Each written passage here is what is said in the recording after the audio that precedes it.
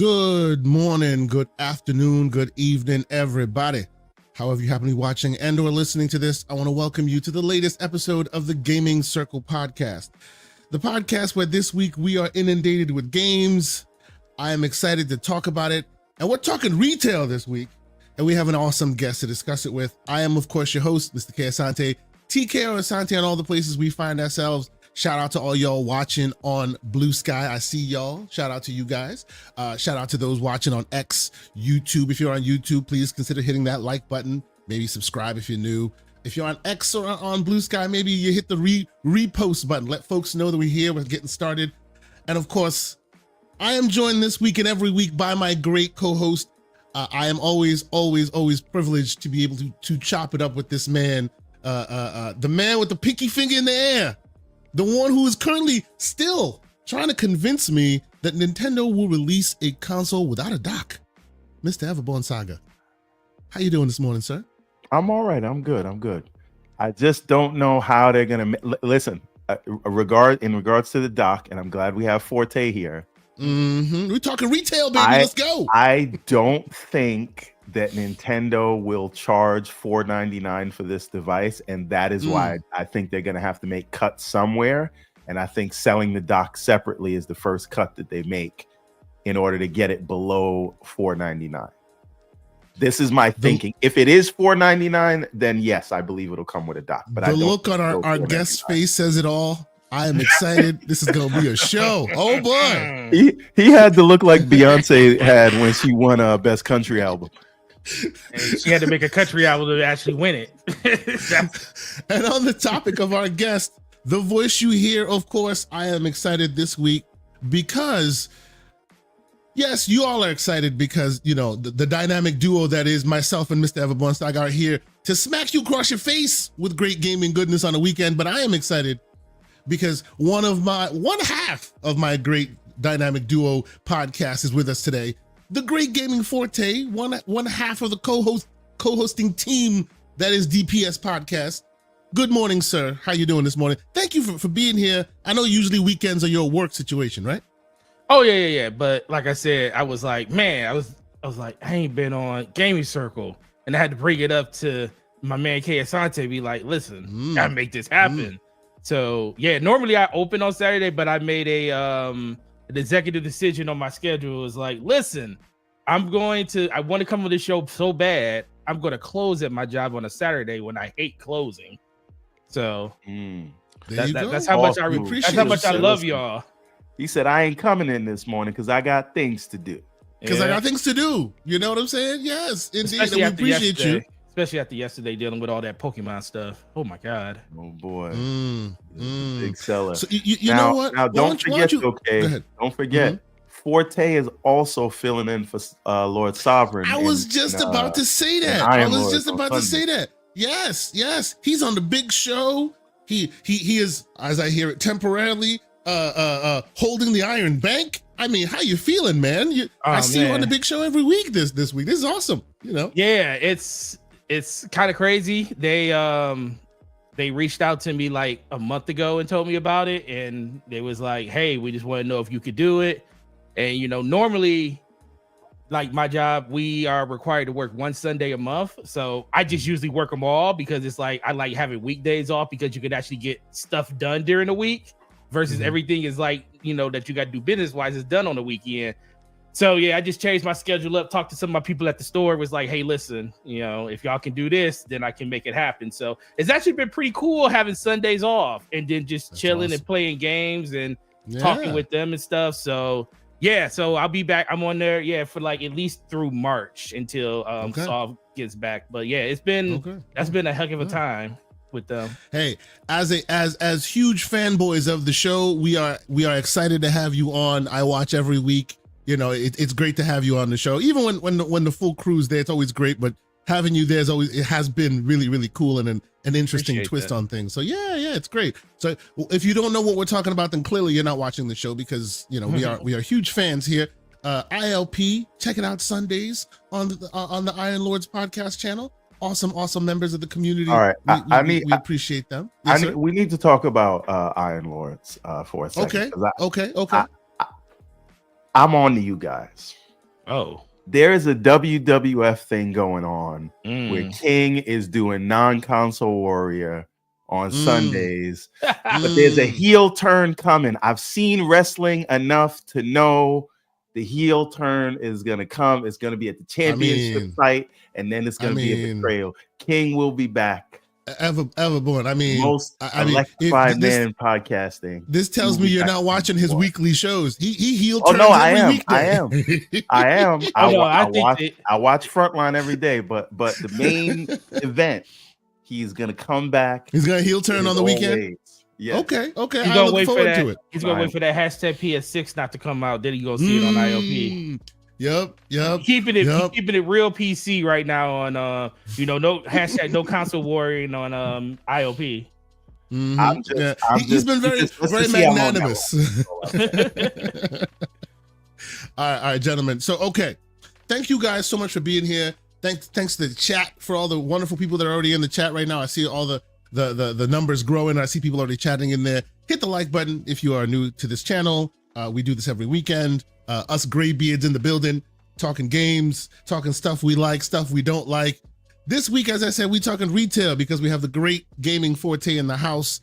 And I think we're at a time in gaming now where there's a bit of a transition happening, and I think you are in a unique position to give us some insight that we might not be able to have that clarity on because from the position that you sit, right? So we appreciate you being here, but before we get started and all that talk, I think we're gonna start this thing like we always do. We start with the games we've been playing. Mr. Forte, you are our guest here. What games have been on your playlist this week? Man, so I've been playing, shout out to college football, still play that until it runs dry. But I also been playing Avowed. So I was one of those very fortunate people to get a chance to play that. So I've been okay. That. Speak on it, sir. I'm so excited. Please go ahead. Hey, I'll NDAs and all I know. Yes. You're allowed to say you played Avowed. Yeah. You're not allowed to say anything else, right? That's it. Okay. I'll just wink at you and say you were playing Avowed. I can't wait for everybody to get a chance to finally play it. Really quick, I see Doc Dark in the chat. Doc Dark 19. Shout out to Doc Dark. He says Tony the Pony here. I like that name. It rings. It's like sounds like a Sopranos name. Tony the Pony here. Y'all better not mention that PSN network issue. Guess what? You just mentioned it for us. We weren't gonna mention it. And but listen, I got a bone to pick with Doc Dark, right? So I've seen him putting on the PlayStation shirt. I saw what you did. I saw the heel turn, but guess what? A couple months ago, you was a PC game. Well, before you was a PC gamer, you was an Xbox gamer. I mean, let's be real though. Then you're a PC gamer. Now you're a PlayStation gamer. How many months before you switch sides again? No, that was that was a monetary game, bro. You ain't see how many views that video got? You will not slander the great Doc Dark on GCP. No, listen, he is a triple agent, and I'm just telling people to watch out. Look, man, he's a gamer. He plays wherever games are playable. It's all good. I'm just saying. You don't have to put the t-shirt on. I will stand with my man. You can play where you want to play. You don't got to put the t-shirts on. No, that's all I'm saying. Look. Not everybody got to be CEG, okay? Some people don't need the tramp stamp on the back. I'm just saying. All right. Or the t-shirt. Or the t-shirt, indeed. I'm just messing with you. All right, sir. So yes, Forte, you were going to say you've been playing Avowed, but we'll put a pin in that one. That's something we'll get back to. I want to talk about Avowed, but I can talk about Avowed because I have not been playing Avowed. I can say I've been playing South of Midnight, and again, we'll put a pin in that one. We'll get back to it. So. A game you can talk about, Mr. Forte. So a game I can't talk. So this is a funny thing. So my daughter's been taking over my PC, playing Roblox and going fishing and stuff. So I kind of got put off of it the last couple of weeks. So I went over to my beautiful PlayStation and I turned it on, probably for the first time in 3 months because it just hasn't been anything I wanted to play as of right lately. And I was going through my catalog, and I got the list of games at the top, and I was like, you know what? Let me jump into Callisto Protocol. Oh, okay. So I jumped into that, and I instantly reminded myself of why I don't have a PlayStation 5 Pro, because this game looks freaking incredible on this base PS5. And I'm like, why do I need a PS5 Pro? Don't need one. And I played about 7 or 8 hours of it this week. So I've been is that your first playthrough with it? It is my first playthrough. I had it since day one, but it was like I was still going through my Destiny cleanse. So a lot of games got put on the back burner for that still. So I'm getting caught up on that. So I've been playing Callisto Protocol. Because you said Destiny real quick, I must quickly do a cheap plug, and this is Callisto Protocol. But since you said you've been playing Destiny, I must quickly do a cheap plug, because great member of our community, Mr. Neo Mental. Yes. And if you don't know who Neo Mental is, you should know who Neo Mental is. He is the brother of the great Boomstick XL. Yes, he did me one of the best solids that anyone has done me. He wrote an awesome article, and we put it on thegamingcircle.com. And you will love its title. It's called, what's it called? It's called Destiny, a Love Affair. It sure is. Right? And he basically talks through his love affair with the day he saw Destiny to Destiny 2, and his life with it, and what has come of it since then, and how he feels about it now. People need to check it out. It's a beautiful, beautiful article by a great man who's very great writer, very funny. People need to check it out. It's on thegamingcircle.com. It's called Destiny, a Love Affair. I'm sorry, you mentioned Destiny, so it reminded me that I needed a cheap plug. Go ahead, sir. What else have you been playing? No, I'm good with that. I actually jumped back into it. The new episode 2, Heresy came out. What was it?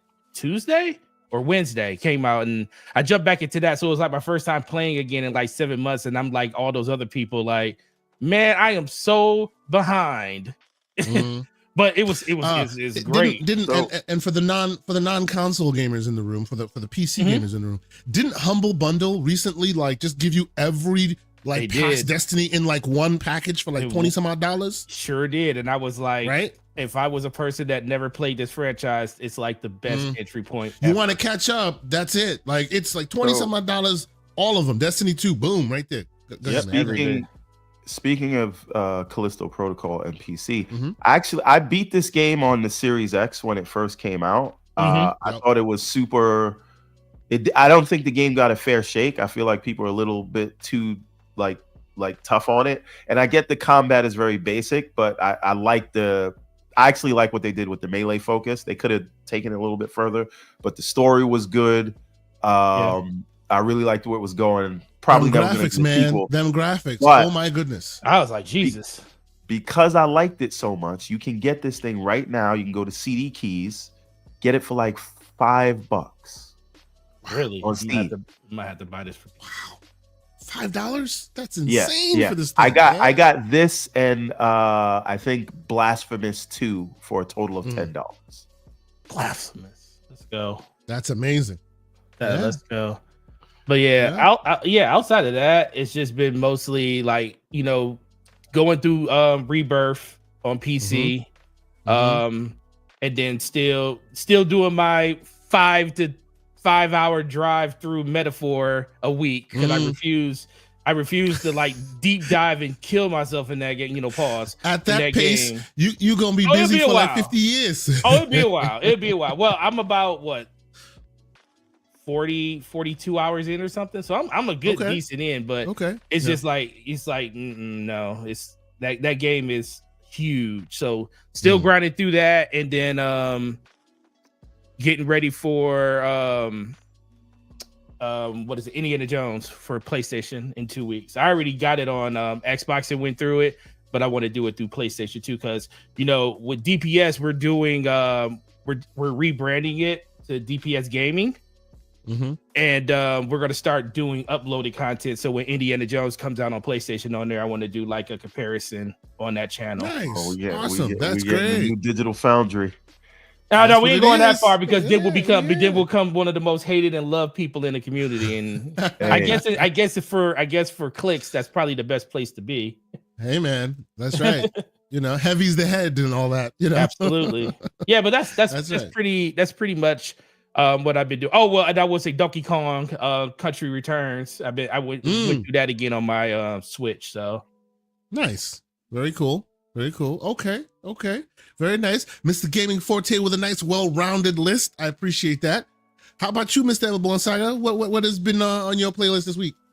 I am 21 hours into Blasphemous Part 1. Okay. And I found something out today. Mm-hmm. So you know how I told you like the true Play Anywhere is Steam? Mm-hmm.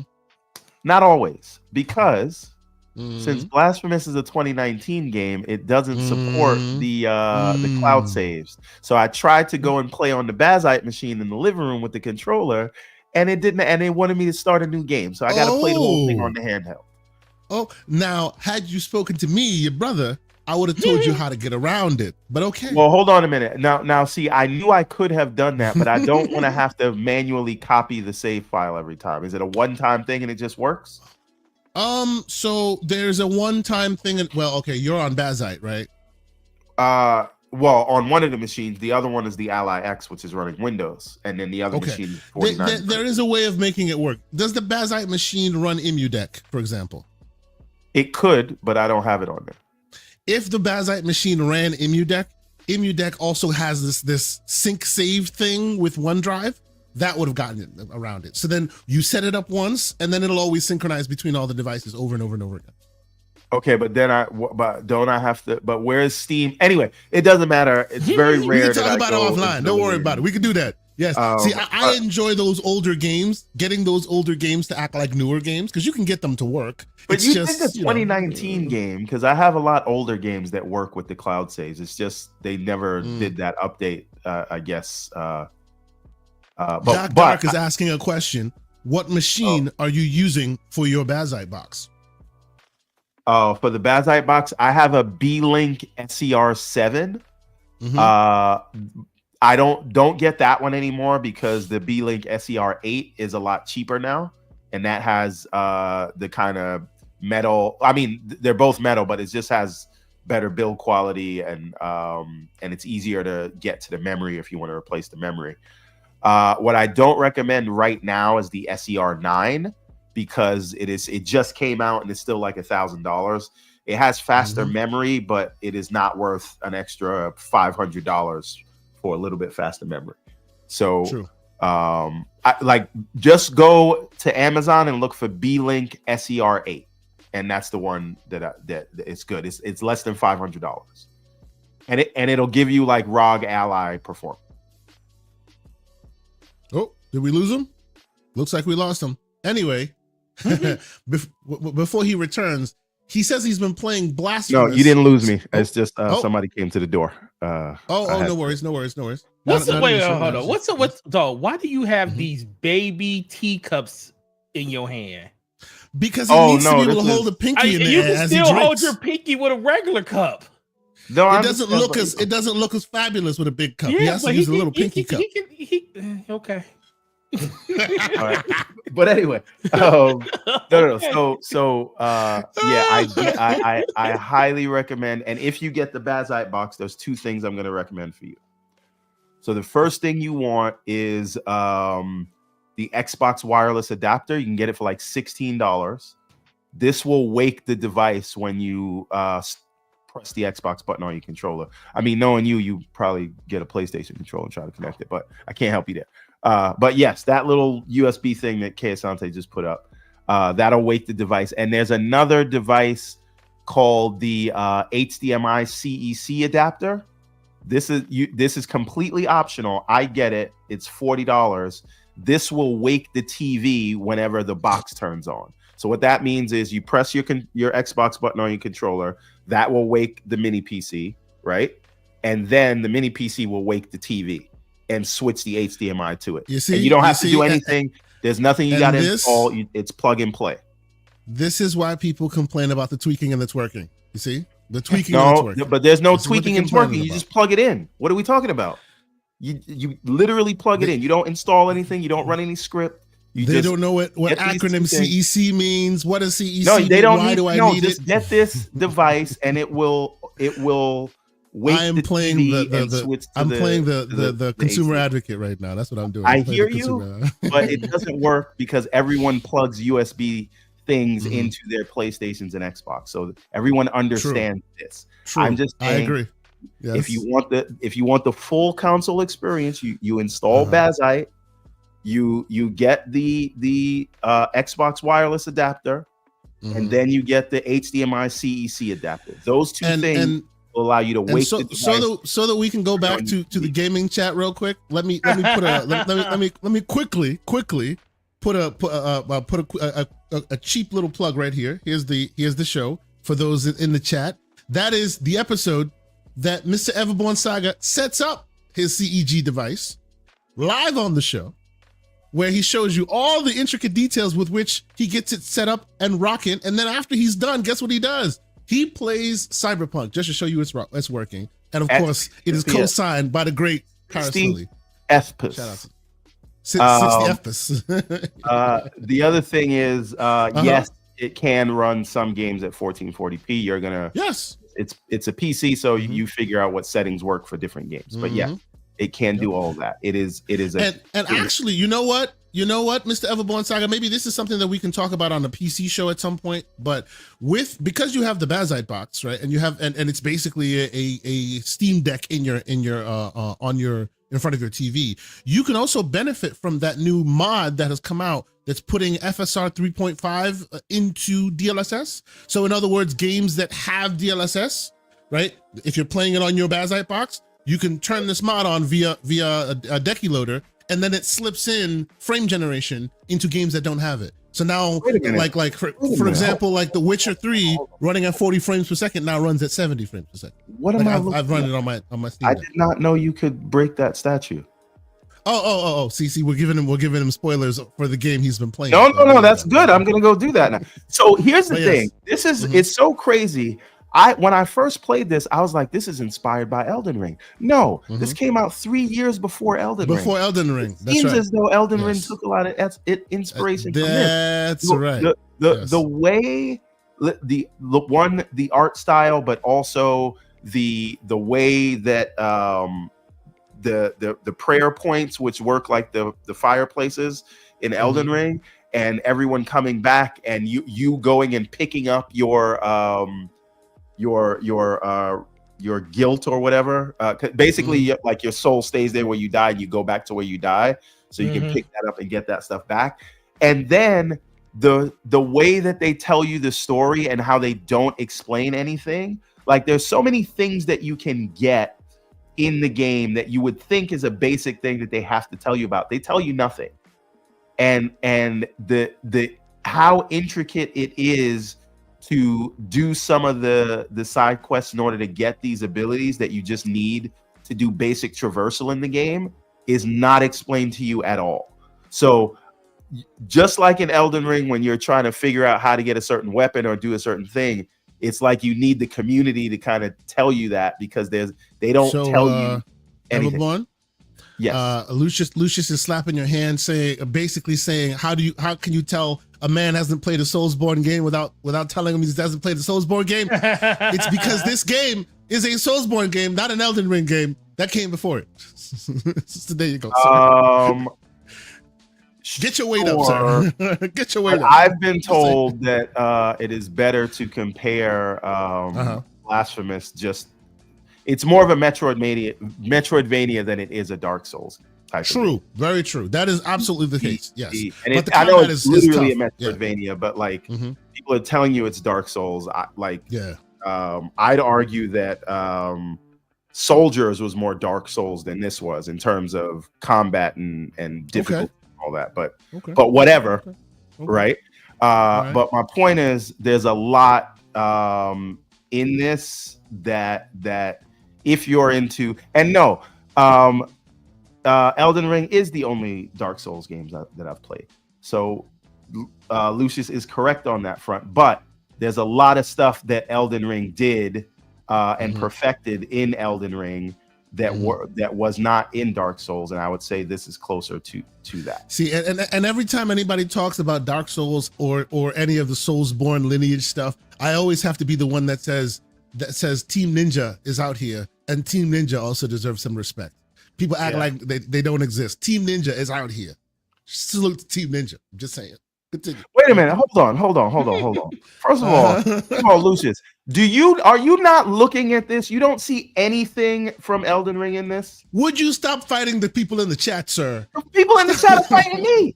What do you want me to do? Continue, sir. Move forward, sir. Move forward. I was trying to figure out where you were going with it, but this is a fantastic game. If you haven't played it, it came out in 2019. I am about 60% of the way through it. At least that's what it tells me on my save file. I'm 21 hours in.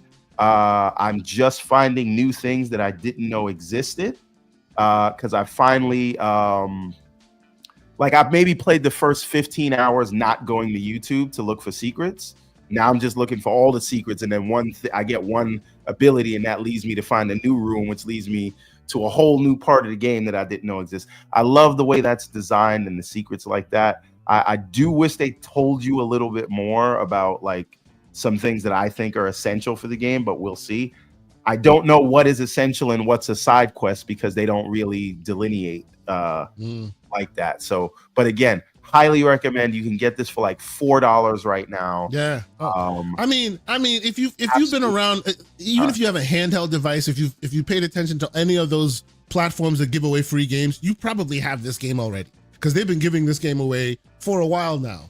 Blasphemous should be a part of a lot of people's libraries, and it is like the fact that they may have given it to you for free, and that's why it's your first interaction with it. Make no mistake, it is a game worth paying for. It is an excellent game, and more people should play. You can get part 2 for about $5 as well. So you can get 1 and 2 for $10. Totally worth it. What I do not like is that in part 2 they changed the button layout and the art style a little bit too, right? Yes, it's a little bit too clean for my liking, but 2023, whatever. But yeah, if you like soldiers and you're into difficult Metroidvania games that are melee focused, this is the one for you. This is the next one for you if you haven't played it already. But part 2 just came out, so maybe you played this one and you didn't play part 2. I'm a Blasphemous fan now. That's all I'm saying. Yeah. No, I feel you. Now you should also speak a little bit to the world building. I feel like it's very like evil bad, very religious iconography, very it's unusual in that. It's like I don't want grim dark world, It's grim dark, but it's like Catholic horror. Yes. But like there's a lot of like if you mixed Catholicism with paganism and added a little bit of fantasy into it, and you get this like amalgamation of this dark, foreboding world filled with. Have you seen this movie called Legion? Legion? Yeah. Legion. This is the one. Like Legion. Well, hold on. No. Yes. Lucius points it out. That's what I said when I first saw it. I said Diablo and Elden Ring. Sure. But what I mean by Legion, I don't know if I'm getting the movie right. Vision in it. Yes, but that was too shiny and I'm not talking about the art style. I'm talking about the subject matter. It's very much religious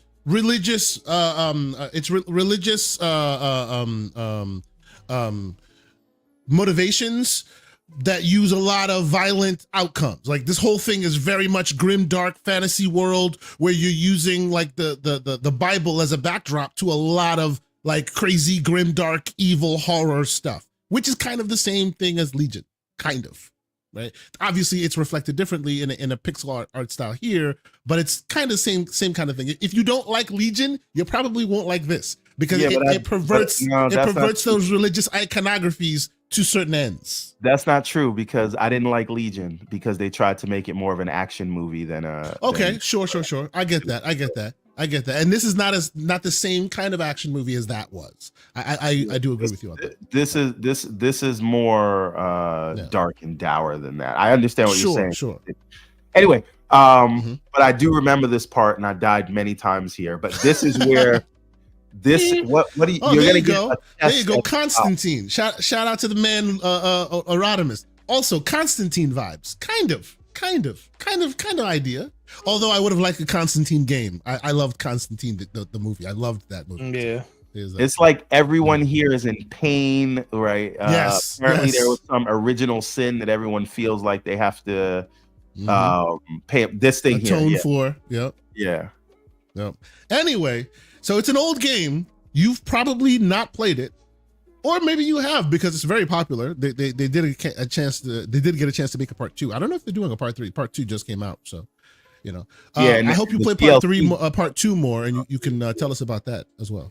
Well, we'll get into it later because I don't want to do this whole thing. But I did try part 2 because I just bought it just to see what the differences were. Like, I don't know any of the story, so I wasn't spoiling it for myself. But like, they changed the button layout, and they're using like fully hand drawn animations as opposed to the pixel art cut scenes that they were using. And I just feel like it's a little bit too clean. This feels more authentic. It feels there's just something about this art style that just feels like I'm watching a piece of art. Like it's a painting or something like that. I don't know what it is, but the other one just feels like it's a video game. Yes, it's a video game, but like this one feels this one felt like art. That one feels like a game-ass game. Yes, which is fine, which right? isn't bad. It's just love Soldiers, that. and that's a game-ass game, but I get that. Yeah. It just has a different vibe to it when you see some of the artwork and the statues that are in the background and all that. But yes, this is my favorite game right now. I'm trying to finish it before Avowed comes out because I'm gonna do Avowed before I jump into part 2. But I at least want to finish this one this week, hopefully. So okay.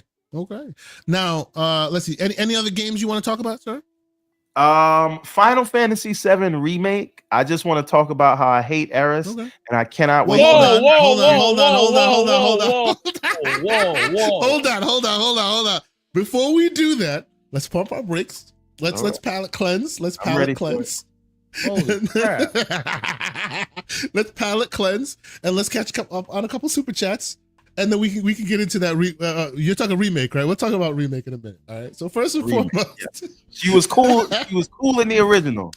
14's ready to fight. Let's go. 14's ready to fight. This is gonna be great. Okay, so MJ Dark, $2 super chat. He says, "Remember Switch and Switch 2, best place to play." Okay, yeah, sure. Whatever you say. Yes.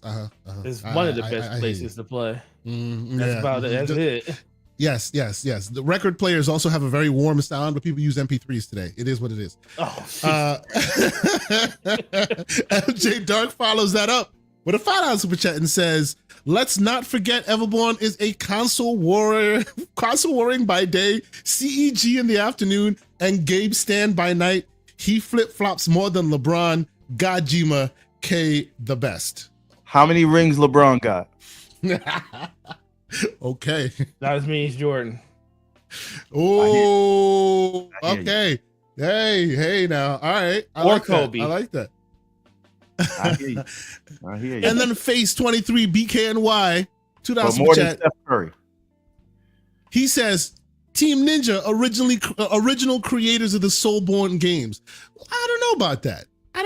There's an argument to be made that there's some a different type of game because Soul games are a little bit more slow and methodical. Team Ninja makes difficult games, action games, fast-paced action games. Yeah. It's a different thing. I think Team Ninja almost deserves their own genre. But there haven't been as many clones as the Ninja Gaidens and the Wolongs. Hey, you can play them all right now inside the Game Pass. Talk about it. So, Mr. Everborn Saga, you wanted to slander Final Fantasy Remake. You slandered Final Fantasy Remake last time you were on the show. Last time we spoke about it. Yes, and I think you feel the need to slander it again. Yes. Go ahead, sir. Absolutely. So start with the slander. Right? Final Fantasy VII Remake starts off so strong. It is like, oh my God, I'm playing Advent Children. It is like everything's like fast. This is being played on a Steam Deck because these textures are on like 0. Well, so you must understand. You must understand also. I also choose small, lighter representations of footage because once I choose the big, beautiful ones, people complain that all it is a slideshow. No, I understand. I'm just saying, like, the game looks a lot better than it shows. Yeah, anyway, absolutely, yeah. But my point is, so the game's going, the pacing is great, like high octane. It's like everything is great. I'm loving it, right? And then you finally meet up with Eris, and she has you picking flowers, slowing the game down. You can't even run. I gotta go meet her parents. I gotta go help some like kids for some reason, and I just can't go back to what I'm trying to do. We are terrorists who are on the run, and I'm picking up flowers, right? And then she's just like frolicking around in Babylon, telling you, "Don't worry about it. Let's just go around and let's go this way." Did you play the original game? Hold on a minute. No. First of all, if you go slander her, at least say her name right. He's not Eris, it's Eris. Eris, whatever her name is. Eris. Slowing the game down, right? And then I finally get out of her boring ass district. Oh my God. And then I get caught up in Wall Market, where I got to go get a hand job because now Tifa. Hey now, whoa. PG-13, sir. Job. It is a hand job. That's what you get. If you played the game, you would know. Right? So all of these things. Whoa, sir. Whoa. From what is the main thing going on. And we're not going to talk about what Cloud had to do to get her out of there. To get her out of there. That's a whole different thing. I am just saying, like, this is, I can't take it. The pacing is all wrong in this game. And that is how I actually ended up jumping over to Blasphemous, because I was like, when is this game going to restart again? You were like, no, I need a man's game. A man's game. No, it's not about that. Stuff. It's just, I need a game that has good pacing. This is not too much to ask. I understand. I can't with you, man. Go ahead, Forte. Go ahead, respond. I need a response. I know clearly you've played the game. What are your thoughts there? Like, I don't think you even played the original. If you played the original, or you just didn't read the captions in the original, that's how it went in the original. And for me, I mean, I take it you just this is your first time playing through it, right? For Remake? Yes. Listen, I played 7 many times as a kid. And what did you think of her in 7? So, okay, this is, you would agree that the remake and rebirth, which I'm not up to rebirth yet, but this is drawn out. Some of these things are happening differently and taking longer. Yes, so taking longer. Things are completely different in stuff. So they're dragging this stuff out. Yes, because they had to fill 3 games for some reason. Unnecessary. So I'm just like, I can't wait for her to die so we can get back to business. Okay, listen. First of all, she's probably not gonna die. I think they're gonna kill somebody else in the next one. But I think Forte's responses are basically the game we were playing before. How dare you? It's blasphemous, damn you. Yeah, it is. It's like, for me, Aerith is like, well, see, I don't want to come off as because my heart is always like with Aerith. Like, outside of Miranda Lawson, Aerith is it. A love. Wow. Outside of Miranda Lawson, Aerith is up there for me. Okay. But I got it's like every time when I played Rebirth for the first time, and you're in the cathedral and you're above sneaking around all the soldiers and stuff, and that music starts playing, all that goes out the window for me, bro. I love that woman in that game. The fact that they didn't kill her off yet is freaking incredible. So I love the direction they're going. As much time as they could give me with her, I am 100% for it. And to me, I feel like I'm getting to know more about that character in this version of the game than I did in the original, just due to the fact that they did change some of the stuff up. So I can agree that there are slow parts in the game that really are unwarranted, but for the most part, depending on who you align yourself character-wise, I see people talking about Tifa and stuff. They say, oh, I wish Tifa did this and I wish this happened. And I'm sitting there like, why is it? They're like, well, I'm surprised Aerith is still around. I was like, dude, but don't you like the direction that they're going with the character, with the emotional side of it, with Sephiroth and everything being tied, uniquely in between? I just feel like they're giving you more of something that people wanted in the original, but it got cut short due to the fact that like she died. And you're up here telling people that you want her to be dead now.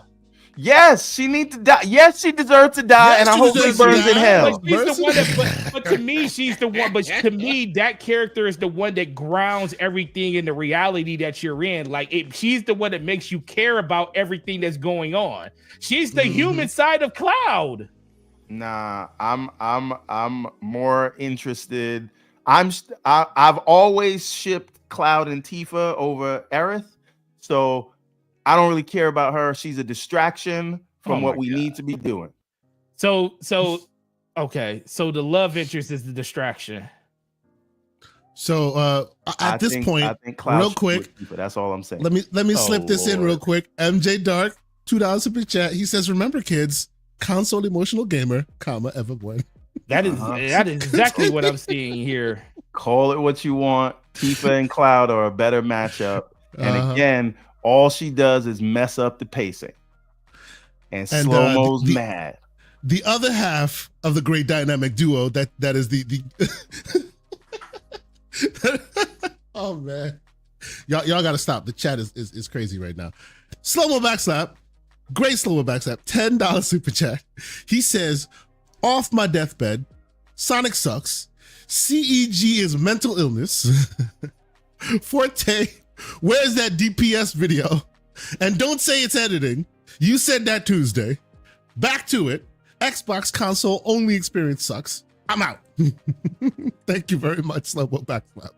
I don't know. There's so many strays. There's so many strays. He just pew pew pew. He's just on the block, and he just broke out. Okay. He just did that. I feel you. And by the way, Lucius Augustus says Aerith loves Zack instead of Cloud, and you guys are focusing on all.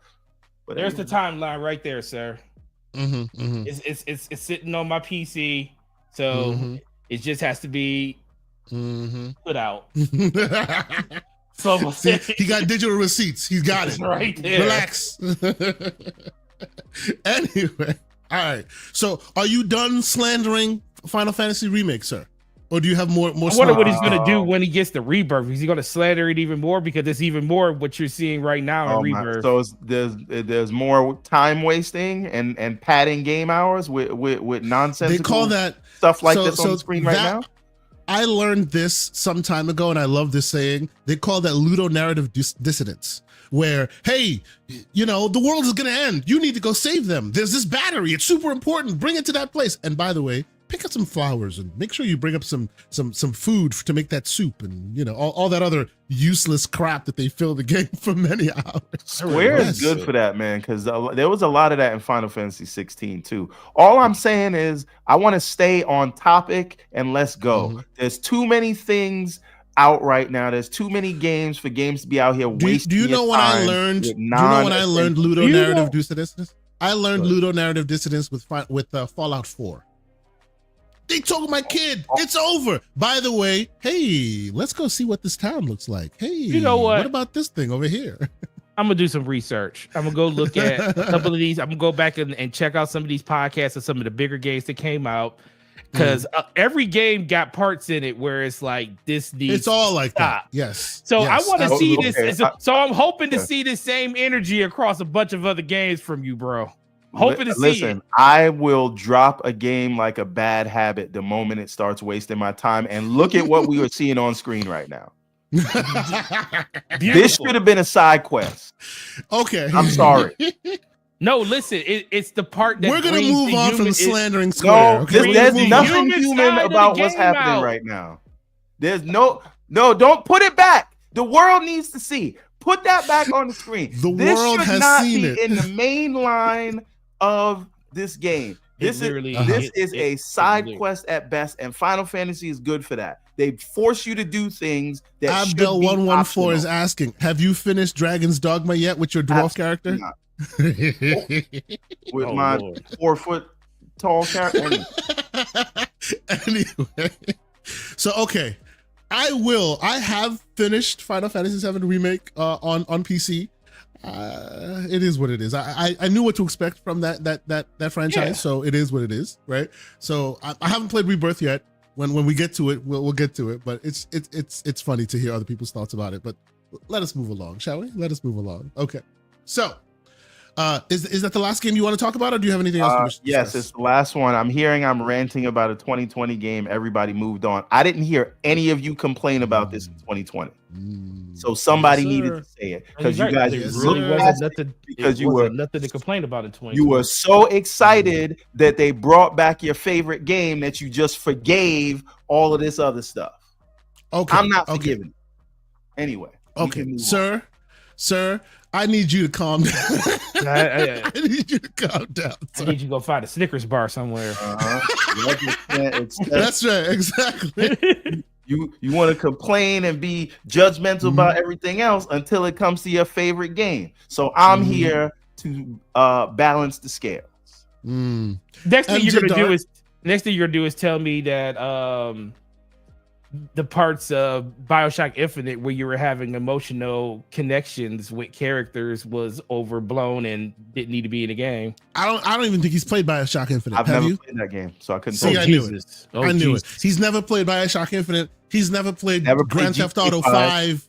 Like any of the required reading and gaming, this man has not paid attention Jesus to. Christ. You know why? You know why that is? Because right now, when you have all these games that are out right now, you know what I'm playing? Blasphemous. I've always been like this. I'm gonna play the But 4-year-old. the point is, move guess I mean, what's gonna happen? BioShock is even older at GTA this point. oh right, GTA 6 is gonna come out. The world will end and how amazing it is, and then Everborn Saga go, yo, check out this GTA 4, yo, this is amazing. This is the man. This is the best DLC that came out. You ever see Ballad of Gay Tony? Have you heard this Ballad of Gay Tony? Oh my God! Yeah, that's gonna be my man. That's Hey, listen, all of you guys are gonna be running and playing GTA 6 on console. I'm waiting until it comes to PC. I can wait. MJ Dark, $2 super chat. He says, yet Everborn plays all useless Sonic content. This is true. This is true. I go against the grain, man. You guys are trendy gamers. I'm a connoisseur. Oh man. Okay. On that topic, let me talk about the game I've been playing. G said Sephiroth is the true love interest for Cloud, but y'all not ready for that. Yeah. Well, I won't let's move disagree. quickly. You're having dreams and nightmares about the man. I mean, definitely. And they have these pregnant pauses when they look at each other. It's like, Sephiroth perm is a little too straight, and Cloud's eye fit into that dress a little bit too well. This is all I'm saying. Gentlemen, we are moving forward. Yes, we are. All right. Let's move forward. All right. Anyway, the game I've been playing, and I've been playing a bunch of different games. As I said, I have been playing, and I can say that I've been playing, and I can't talk to you about anything else besides the fact that I've been playing it, which is South of Midnight. I have been playing South of Midnight. I appreciate Compulsion Games for allowing me to play South of Midnight. So you guys will hear more about South of Midnight from me when the embargo lifts on that. But another game that I've been playing this a little off and on for a couple of weeks now. Sephiroth are having a different kind of sword fight. We got to move on, man. I said this a few minutes ago, sir. You're still in the waters, man. Yeah, you started this. Film in the water. he had to go off cam to go fix himself. Anyway, all right. So the game that I've been playing, it came out in early access, I think a couple weeks ago. Arc Games provided me a code, so salute to Arc Games for doing that. And the game that I'm talking about is the follow-up to one of the, for me, one of my favorite games in gaming ever. Like everyone has their game that they love. You know, I love Halo. I have like, you know, Mount Rushmore of games. But this game, when I first came across it, it was so influential to me that it actually like got me to install a game engine and start playing around and build stuff myself. Because the original version was built in a game engine called Game Maker Studio. Yep. And it was just so impressive to me that they built the game in Game Maker Studio, and the person who built it, the people who built it, had no coding experience at all when they built it. So I was like completely like lost with this game. It was anything and everything I could play for a long time. You know me, one of my favorite games is Fez. You know, I'm that guy. I love those indie, interesting games. So HyperLightBreaker, the follow-up, was definitely right up my alley. And because HyperLightDrifter was such a formidable game in my gaming experience. So HyperLightBreaker is now out in early access. It is basically the best way I can describe it. I wouldn't call it a sequel. It's like a 3D-ification of the original idea, or so it seems, because the original game was 2D. Oh, we lost a brother, Mr. Forte. I'm sure he'll jump back on. He probably hit the wrong button.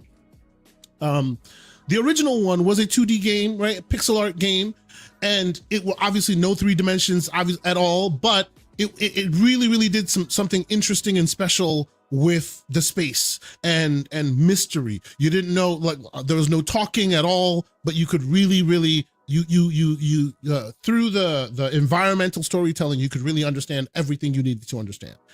This game seems to have taken that original idea and given it a full 3D world, right? It's almost like they've taken the original idea of HyperLightDrifter and put it into a 3D space, right? And in its early access period, from what I can tell, it still needs some work, right? It's still growing because it's a real early access period. This is not your Hades early access period where the game is basically almost half baked already, fully baked already, and they're just calling it early access for the next 2 years. No, this is building as they go along. But as a person who loved the original one, I really love what I'm seeing as they put this thing together. As time goes on, the optimization and the performance is getting better. I was playing this on the handheld for some time, and it wasn't really great in the beginning as far as optimization and performance is concerned. But over time, it is getting better, and the content is also getting better as well. Initially, it was great, the original ideas there, but once you got over those ideas, once you traverse that divide, all of a sudden you were lacking for content a little bit, and it looks like they're building more and more into it. If you know the original one, like, I am looking forward to the ultimate completion of this project, because it will look, seemingly from what I can tell, it will look and play exactly like HyperLightDrifter, but in 3D. And I think that will be like the greatest culmination. Right now, it's still getting there. It's getting there, right? It's not absolutely fully baked. What you're looking at right now, obviously, is the keyboard variant of it. You can obviously play it also with a controller. I've been playing it with the Xbox controller and also on handhelds. So it's very much playable there.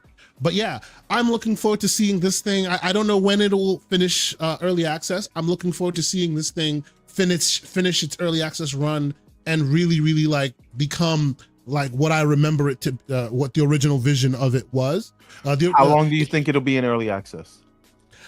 I'm thinking, I don't know. Like, this is me totally speculating. Like, I would expect once it's complete, to reach the full vision of what HyperLightDrifter was, I would think this probably needs maybe a year or two more in early access. Is it fully single player game, or is it like a co-op?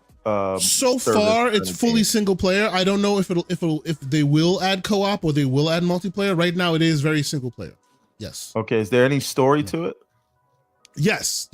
And like I said, like the original version, and of course, the only thing I'm speaking to right now is what is available in the early access period. And in the early access period, it's similar to the original story, which is you have multiple bosses that control various sectors of the map, right? And you have to get close to be able to get access to that boss in order to have the boss fight. There are puzzles to traverse. There are bad guys littered all over the land. Says there is co-op. You said there is co-op. Other people's sessions. So, all right, how much is the early access? I'll support this game. I'm probably not going to play it, but I'll support it and then play it when they get to 1.0. Yeah, that's what I'm doing with. I think you should play it. what I'm doing with like Windblown, which I think is a good project. Which I also backed. So I got into early access, played it for a few minutes, and I'll come back at 1.0. Same thing with No Rest for the Wicked, because that looks very interesting, and I don't want to get caught up in the middle of the story and then it's not there yet. So I will come back to that, but they got my money already. I don't know why. Path of Exile, I did the early access thing. I have no interest in playing that one, but I got caught by the FOMO. It happens. But now what I am gonna go back to, because I'm is Vessel of Hatred for Diablo. Because Diablo has more of a story, and I don't have any interest in the end game or post campaign. You like the story. Stuff. You like the story, right? And so Path of Exile, I do like the gameplay, but they're not doing a lot in the way of story. It feels like it's all end game, which I don't. That's cool, but it's not for me, right? So I'm kind of invested to see what the chick who has the devil with her. Where that story goes into? Yes. Yeah. So real quick, to finish this up real quick, I'm looking at the Steam page for it right now. Lucius is absolutely right. It is a single player and it's got online co-op as well. So very cool there. It supports DualSense and Xbox controller. It's in early access right now. It is $29.99, $30, standard price. From what I can tell, the reviews are all mixed, but most of the reviews that are negative are about the performance. And I've seen a lot of performance upgrades. Like I've seen it become a lot better since I initially played it. So maybe maybe read into the reviews a bit more before you decide if you're letting the reviews dictate it for you. The content itself is getting there. The performance wasn't great at launch, so maybe that led to some bad reviews. But I, for one, am really enjoying my time with it. But again, as I've told you, I'm a little biased. I come to it as a huge fan of the original. So I'm totally looking forward to seeing this thing turn into, So Jax82 asks, has anyone played Bezerk Boy? Absolutely. I got that when it first came out on Steam. That was before it was on Switch and PlayStation. Highly recommended. It is what Mega Man would have evolved to in the 2D space if Capcom would have kept making 2D Mega Mans. It is so good. The way you switch up with the different abilities, it gives you. It's not just a new weapon. It's a whole new play style for each of the power-ups that you unlock. So highly, highly, highly recommend that if you have not picked it up. Bezerk Boy, if you were a Mega Man person at all in your life, this is the evolution of Mega Man. Cannot speak more highly of that. So it's funny you bring up Mega Man. Just real quick a quick divergence since you mentioned this. Do you guys remember the Amazon TV show Secret Level? Yes. So I was watching that with my son, and my son is 5 years old. He's about to turn 6 in March, and his first ever interaction with Mega Man. Forgive me, I'm the introduction. The indoctrination is deep in my household, but we haven't gotten to Mega Man. We are past Sonic. We're past Mario. Mega Man is a little intermediate, so we hadn't gotten there quite yet because we're not ready for the pea shooters and the guns and the shooty bang bang just yet. But he happened to watch this on Secret Level. Man, oh man, I wish I had recorded his reaction. Like I wish I had recorded his reaction. Like I like a tear came to my eye watching my son. Like, oh my God, I want more episodes. And I'm like, oh. Did I tell you what happened to me with Mega Man 11? I was playing that a couple of months back. I was almost at all of the main bosses or whatever.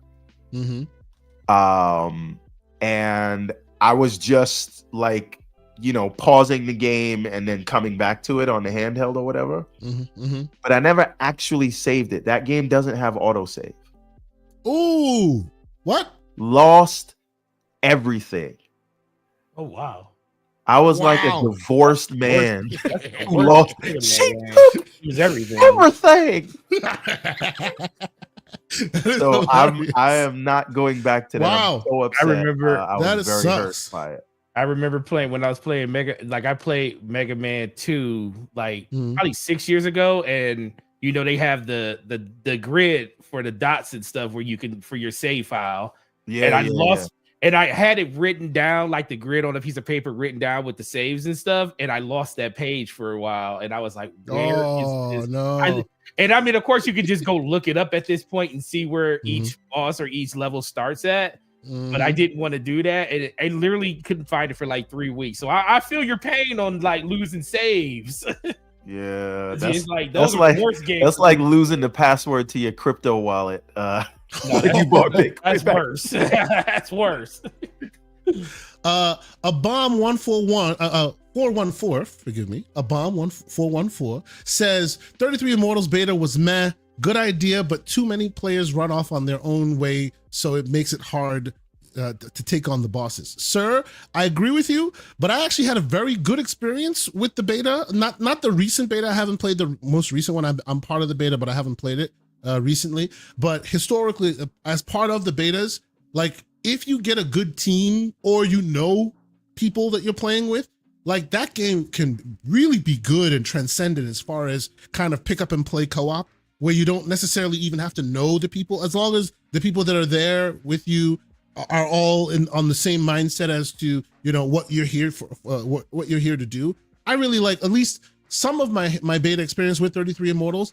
I walked away really feeling like they figured that out. You don't have to talk to people, but you still somehow understand what you're there to do. It seemed to really work, right? And clearly it looks like his experience is not that way. Maybe things have broken down. I need to play again the most latest version of that beta. That game seems like it's really like has something interesting. You were going to say, Everborn? No. Roshan Eppinger said I won't like Vessel of Hatred. Without spoiling it, could you elaborate on that? Why you think I won't like it? Because I started it and it seemed like it was pretty good and it picked up right where the main campaign left off. So I don't know, like, is there really no story to it or what? Or what's going on? Please elaborate. I play Diablo for the story, not for the like. You are the dopamine. It is so interesting to see how it is so different for people. But for Diablo, I like the story from the base game. You mean from the base game to the base game to? I love it. I do like it a lot. But when it's like I flew through Vessel just to get to the end game, flew through. Wow. It. Okay. See, but you like to get to the end game. Yeah. I love the end game. Like the end game is because I'm all about the power creeping and making my character. And the thing is, you also I guess if you're playing it mostly by yourself, then I can see just focusing on the story because you're not really trying to get to a point where you're playing with other people. Like me, I'm like going through this campaign just so I can get with my group and we can start going as deep into the dungeons as we possibly can. There you go. That's so I feel like you're a Destiny guy, so that makes sense. Oh, it's all about the gear grind for me. Right. So for me, I never want to feel like I'm clocking into work to play a game. Like, that's not clocking into work. It only clocks into work when you actually got to make it like that. Yeah. I don't do that with Diablo. Unfortunately, I did it with Destiny, but I didn't do it with Diablo. Yeah. So all right, I'm not gonna go through before we continue. Story. Don't do it because remember, people are finally remembering Destiny because Destiny's now behind us. We'll get they're finally remembering. Shout out to Neo Mental and his great article on thegamingcircle.com. People need to go read that. Web Dave, $2 super chat. He says, everyone hit the like button. What a mega panel. Thank you, Web Dave. Appreciate you, good sir. Great member of our community. I hope more people are watching Web Dave's show, the weekend show, Sunday evening. It's required viewing. If you're not checking it out, click on the man's name, hit the subscribe button and watch his show. What is it? 7 p.m. Sunday nights. Always watch it. It's great. It is always great. The council is awesome. Yes. Before we move on, and we should move on because we want to be concise. Yes. We don't have the man forever. Absolutely. Yes. I am like 80% sold on trying Final Fantasy 14. So Lucius kind of sold me on it. He told me it is like Final Fantasy 16 in terms of its story delivery. And even though it is a service game, it can be played very easily in single player, and it has a strong narrative. Because I did not care for Final Fantasy 16 as a mainline Final Fantasy entry, but I love the story that they delivered. And if it was like I really enjoyed the game, just not as a Final Fantasy game, But if the story delivery is the same way and it's in that same sort of medieval fantasy setting, and it's a little bit more mature in tone, I'm here for it. So, but aren't you like me, a beginning, a middle, and an end lover? And aren't these service games inherently incapable of giving you an end? It is, but the way it was explained to me is that there's a mainline story to introduce you to that world, and it does feel satisfying by the time you get to the end of that, and then they'll just do another quest at the end. It definitely is. It used to be a grind to get through that very first part of the actual story of the game, because they had you jumping back and forth between like a whole bunch of different scenarios. But now over the course of the year, they streamlined it a lot. So that story is really, really good, and you can get through it. And then the story just kind of leads you into like the first expansion, the second expansion, which isn't required to be able to like understand exactly where the story is going. But the thing about 14 is, if you really get deep into it, Paul, it's you'll stay there, and it's hard to get out of 14. Just saying. It's hard to get out of there. See, now I'm back down to 65%. I was at 80. It just really comes down to but see, that's another thing. If you have people that you're playing with, that's what draws you in. Yeah, if you if you stick with just playing the story and then get yourself out, you'll be fine. But don't start doing stuff with other people in the game, and then you'll just never leave it. Lucius says 14 is good, but you got to be very careful. Yep. It's a black hole. It sure is. Right, so you got to be careful. I'm just saying. But all right. Let us move on. Let us move on, because as you said, we don't have this man for an infinite amount of time, and I want to get through as many of these stories as I can with the man here. Yeah, and I appreciate you being here, sir. Gentlemen, ladies, in the chat and all the various places you're watching, we appreciate you watching. If you haven't done so already, hit the like button on the YouTubes if you are there. If you happen to be watching us on Blue Sky, salute to you. If you happen to be watching us on X, how about you hit that retweet? How about you let other folks know that we are here? We appreciate you being here. But the first story, there's a really nice shirt you have on, sir. I didn't compliment you. Oh, yes. Thank you. I appreciate that. Yes, Show it to the people. Show it to people. I don't think they saw it. Back up. Well, okay. Back up. Oh, here we go. Yes. He said back up. Yes. It's his shirt, ladies and gentlemen. It's the Everborn Saga shirt, which we'll talk about a little later, where you yourself can acquire that. Armor from the Redlands. You can get that. You can get that shirt right now on everbornsaga.com. But go ahead. With a GCP code, you get yourself a 25% discount. It's a whole thing, man. We'll get to that in a little bit. But all right. With the man Forte here, like I said at the top of the show, we want to make sure this whole thing, and yes, Infinite Umbra, I see you, sir. Hey, sorry, I'm so sorry. He keeps the boot up. He keeps the boot on my neck about merch, and I keep the boot on his neck about getting on cam. We'll keep it moving. Go ahead. And I'm so sorry. Hey, Big Bad Mo, do you want one of those shirts? Because I owe you a shirt. I can send you one. Oh, there you go. Holla at your man in the DM. Holla at your man. That's great. But okay, I want to talk about retail, because you, as we said, you have a unique position that you will be able to give us some of that insight that we may not, some of us may not traverse the retail divides as much as we used to, right? Back in the day in gaming, the only way you were able to get yourself a game and or a console or whatever is you have to, get to the store and find your friendly neighborhood GameStop. You had to leave your house. That's right. And these days, some people can just kind of be all about gaming without necessarily even talking to a single human or going to a single store or anything like that. So the retail experience has been completely divorced from gamers, right? Some people still use it as their mainstay, right? But others have just don't walk into a store anymore, right? Now, I bring all this up because it's Phil Spencer. We know him, Phil Spencer. He's been out there doing the stories. He's been out there. Yes, he has. He's been out there doing the interviews and having very interesting conversations.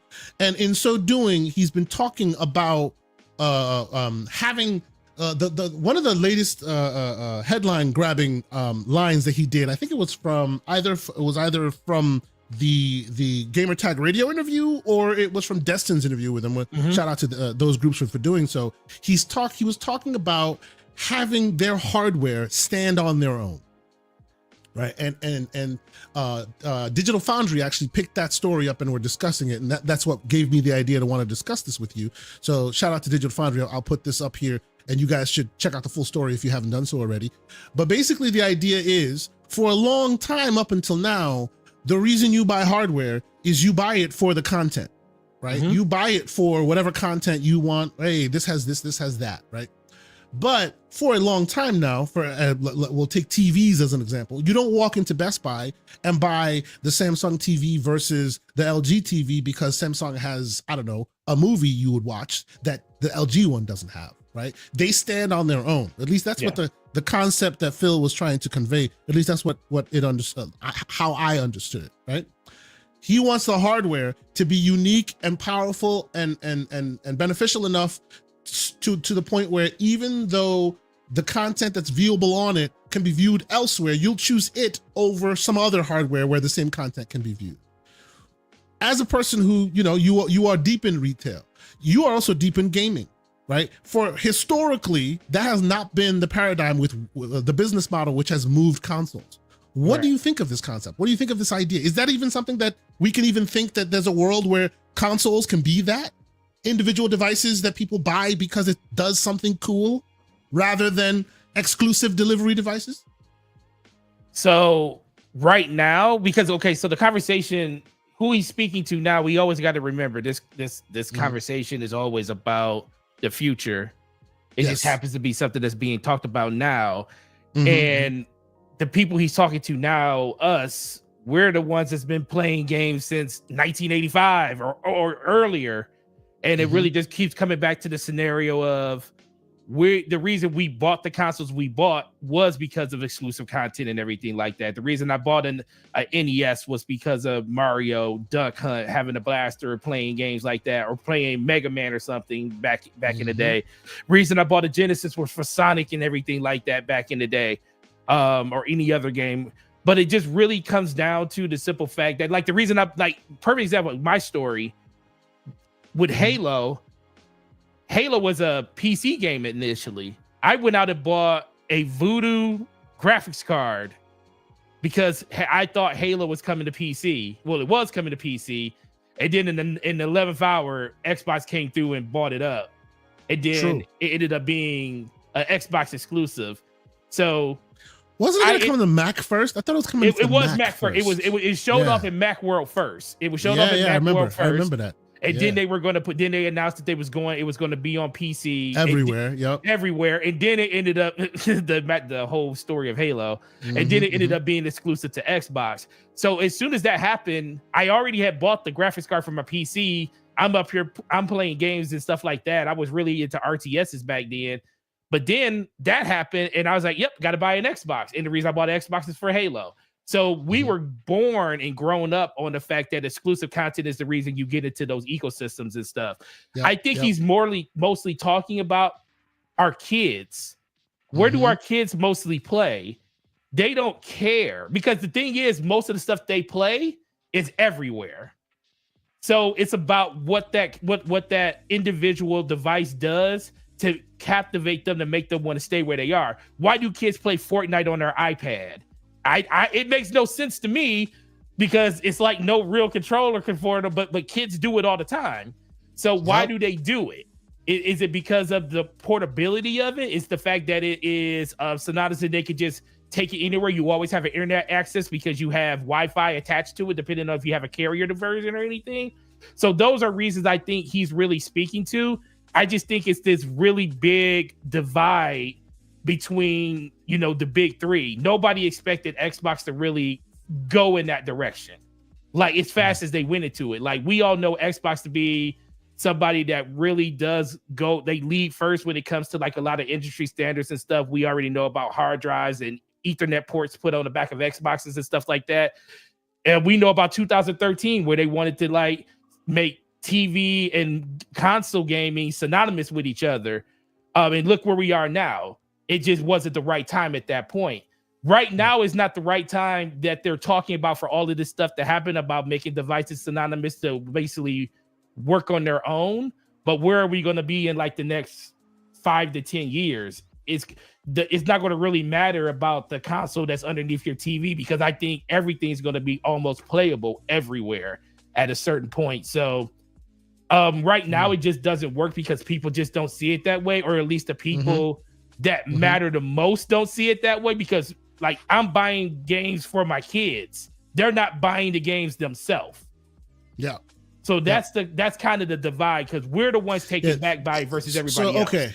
So what you're saying is the people with the wallets don't think the way that Phil is speaking to them. But the people who will end up playing those games do think that way. They're just not in a position of power right now. So why are you talking to them? Why are you talking to them? Yeah, and that's the biggest thing. Let me ask you a question. Go ahead, everyone. Right? Yeah. Those people who are sort of cash rich but time poor, right? That would be us. That would be us. Right? And then you have time rich but cash poor kids. Those are the ones who don't care where they play because they're not buying these things, right? But when they become the ones in the driver's seat and they are buying these things, do they make those sort of value add decisions to say, well, this is my money now, so I'm going to buy the one that will net me the most access to something? It really depends on where we are in gaming. What's going to be the fad then? Like, think about, Xbox 360 era. Xbox was the shooter box. PlayStation was JRPGs. Is that the same thing now? Like, when we think about where gaming is now, is Xbox still considered the shooter box? No, you can pretty much play. JRPGs are on both systems now. Shooters are on both systems now. Xbox probably has more, but it's not considered that anymore. We're in a live service area now. So what is live service going to look like in 10 years? Is it going to finally blow over like a lot of people hope it does? So we can like get on back to like regular gaming, get people start buying games and enjoying games and having singular experiences where there's a middle, beginning, and end, like Everborn likes, or like most of us like? Or are we going to go God intended? Well, listen, and that's the thing though. That's how God intended it for our generation. God has a completely different plan for the people that's coming up in the future. That's a whole different player base right there. And Forte, I think what you're talking to right there, and he and I and Everborn and I have talked about this before. That right there, that piece of the puzzle right there is us refusing to recognize that we are no longer the main market. We're no longer the target audience. They're looking past us to our kids, right? And we don't like that. Right? We don't like the fact that they're talking past us, because who cares about what they want? It's about us. We're the ones here buying. We're the ones with the wallets, right? But these businesses they recognize that these businesses will transcend us. And in order for them to transcend us, they have to see beyond us. They have to start talking to people beyond us. And we don't like it, right? Myself, Everborn, you, I think we all like, well, to a lesser extent, you, because you like multiplayer games. Myself and Everborn, we don't tend to play multiplayer games that continue all the time. We like beginning, middle, and end, and you move on to something else. And a lot of people do as well. But that's not the world we live in this world anymore, right? So I think a lot of the times when we think about these things, we think about them like, what is the health of a platform without exclusives, right? Because again, as you said, it doesn't make sense to us. It's hard to unlearn 40 years of thinking. Yes. Right. Yes. This is the way it's worked. And another thing that I think it's difficult for us to do is say this may work for one organization and it may be a different situation for another organization. Yep. It may work wonders for May. This is May. Big May. It may work wonders for Xbox, and it may not work as well for a Nintendo. Another company who tries it. Because they're different companies with different KPIs, different whatever. That's boilerplate stuff. But I think when we start to worry about the health of a platform, we have to understand that games themselves are becoming the platforms these days, right? Like Fortnite is a platform. Fortnite has games within it. Fortnite has its own economy within it. It has its own currency, right? And it makes more money than some small countries, right? That's true. So Warzone is a platform, Roblox is a platform, Minecraft is a platform in and of itself, and a lot of these things have more monthly active users than your Xbox or PlayStation, right? So, Everboy, I think Dorian Gray is superseding both you and Slow-Mo as the slanderous one in our chat. I love it, man. I love it. Hey, it's so good.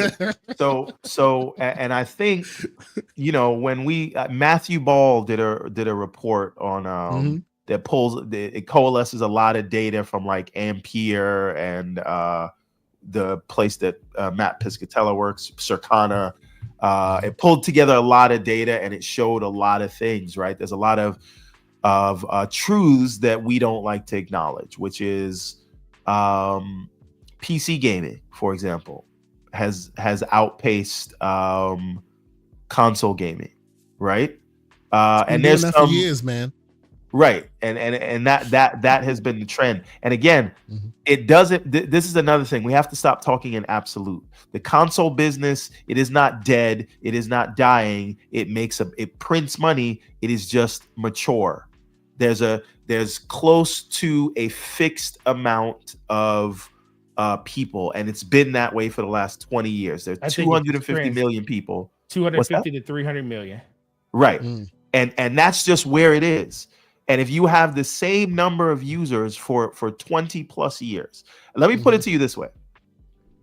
The iPhone has not been out for 20 years. So it had 0 users 20 years ago. 20 years ago. Yep. Now on iDevices, there are about 2 billion people.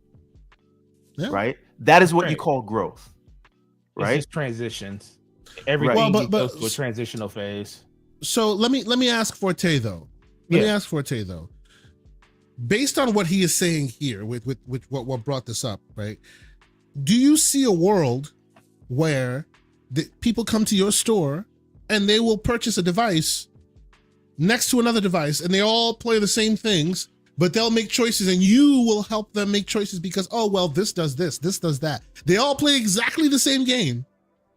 But yeah, you may want A versus B because it has this feature that you might like versus that feature. Or do you think that is a hypothetical world that they hope will happen, but is not real? The latter. I do think it's a hypothetical world that won't. Well, this is the thing. Just because Xbox is heading in that direction, Nintendo, I don't think will ever head in that direction because they have a market. They have a market share that is like unparalleled because there's always people born every day and kids are not, as adults, we don't really put the T and up games in our kids' hands right away. Like you were talking about, my son isn't ready for the pew pew pew with Mega Man, but guess what? He can run around with Princess Peach or Mario and play Mario Kart from day one. Yes. So day one, that's right. So and then if you go to the interview that Shuhei did with Greg Miller, where he talked about the maturation of going from Nintendo, and then he just used PlayStation as the next stepping stone as an anchor. People are trained on Nintendo to use controllers and everything to go to their next console. So for me, I just think everything's going to move around. I think there is going to still be a place for exclusive content because you can only get that in certain places. I just think that things are going probably just outside of Nintendo, everybody else is going to get closer and closer to each other. As long as PlayStation, in my eyes, has the ability to still sell tens to 20 million copies of games, they'll continue to keep doing what they're doing with the thought of putting their games on PC and everything. But I don't think you're going to be able to just walk into a store and just say everything plays on everything, but these are the devices that do certain things better. I think. But what about specifically Microsoft? Is there a world where in 2027 I can come to a GameStop and buy a Microsoft console even though there are no exclusives living on that box? Are you going to be selling that? Yeah, as long as Microsoft, see, this is the thing. I don't think Microsoft's going to get out of selling consoles until the ecosystem around services on their system dies. When it comes to like Xbox Live, like you got to think, we're thinking about Xbox Series X and S right now. They have more users on Xbox One than Series X and S right now. They still have more paying users for Xbox Game Pass Core on their previous console. So as long as they see a benefit of services around their online structure, I think they'll 100% keep selling consoles. Is when that dries up. Like right now, they're talking about, everything's an Xbox, games everywhere. I think they're trying to slowly move that transition to the point where they don't have to really focus on the hardware anymore. And then you just pick the platform you want to play on. But I do think handheld is definitely going to be the thing that they're probably going to like move into, because I think the only thing that gamers, and this is the whole transition thing, I still consider if Xbox comes out with a handheld, you still being a part of that console ecosystem. You are just using that handheld to access that game in a different way, versus when you're at home, you have your PC or your PlayStation or your Nintendo Switch. That's going to be the other thing. I think that would be like more of the secondary piece of your puzzle and everything. But for Xbox, it really just comes down to what does our overall ecosystem looks like on our own hardware. As long as that's still strong, or at least to the point where we're not losing billions of dollars doing it, they're going to still facilitate that hardware. But I do think, like, they keep talking, like, Phil Spencer talked about that he's really excited about the hardware, and then Sarah Bond talked about it's going to be a technological leap that we haven't seen in a while. Those are all interesting things, but it really just comes down to what's going to get people to want to be a part of that ecosystem. Hence why everybody keeps, like, Paris Lilly asked on Gamer Chat Radio, he asked, why should I own an Xbox when everything is everywhere? Pertinent question. Yes. So, yes. if I may. Yeah, go ahead, everyone. There's a couple of things. We got a $20 super chat from. We'll get to the super chat in a moment. Well, no, I think it's important. I think it's important. Oh, you do? Okay. We'll supersede. Go ahead. Go. I'm sorry. Go ahead. All right. Yeah. See, go ahead. You do it. All right. So PlayStation has the biggest console market share, 120 PS4s plus. BKNY. How many of that 70 million do you think are PS4 owners? Oh, a good majority of them. How many do you think traded up? Right. So the question is how many new customers they have. So that's not like additive to the 120, right? Because if that's the case, you should also count PS3 and PS2 and PS1, right? The point is the size of that market is relatively flat, and it has been that way for 20 years. And the thing I would say is before you continue real quick, let me get his because he was making a point. He also says with a $2 super chat, he's considering the Xbox. Xbox is now considered to be a Game Pass box now, nothing else, right? I think it is considered that. It is considered to be that by the sort of in the online discourse. But they're not that box before acquiring ABK was bringing in $16 billion a year. True. And only 15% of that was from Game Pass revenue. So again, where's the rest of the money? We already knew that was going to transition. Interface with his last statement as well. He was asking, Steam machines was the thing before it failed. So how is Xbox going to innovate and do something different? Steam machines was something new before, but it didn't take off. Right, but that leaves out the context that it didn't have the games because you didn't have Proton there, and then it is not the same situation as the Steam Deck now. So when you ask the question, Kay Asante, would someone walk in and say, "Will I buy this?" What would make them buy that versus something else? Yes. Here's the thing: people do this today when they go into a Best Buy and ask for a laptop. Right? Exactly. And they do this when they're right. Or a they TV. do this when they're buying a video card, when it's all those things. And the other trend that you have to pay attention to is there is no reason anyone technically should buy a Steam Deck if you're only judging by the exclusive. Right? That's right. No reason to do it. And yet we do. Right. For many reasons. And it is the hardware, it's the convenience, it is the price to performance ratio, it is all those things.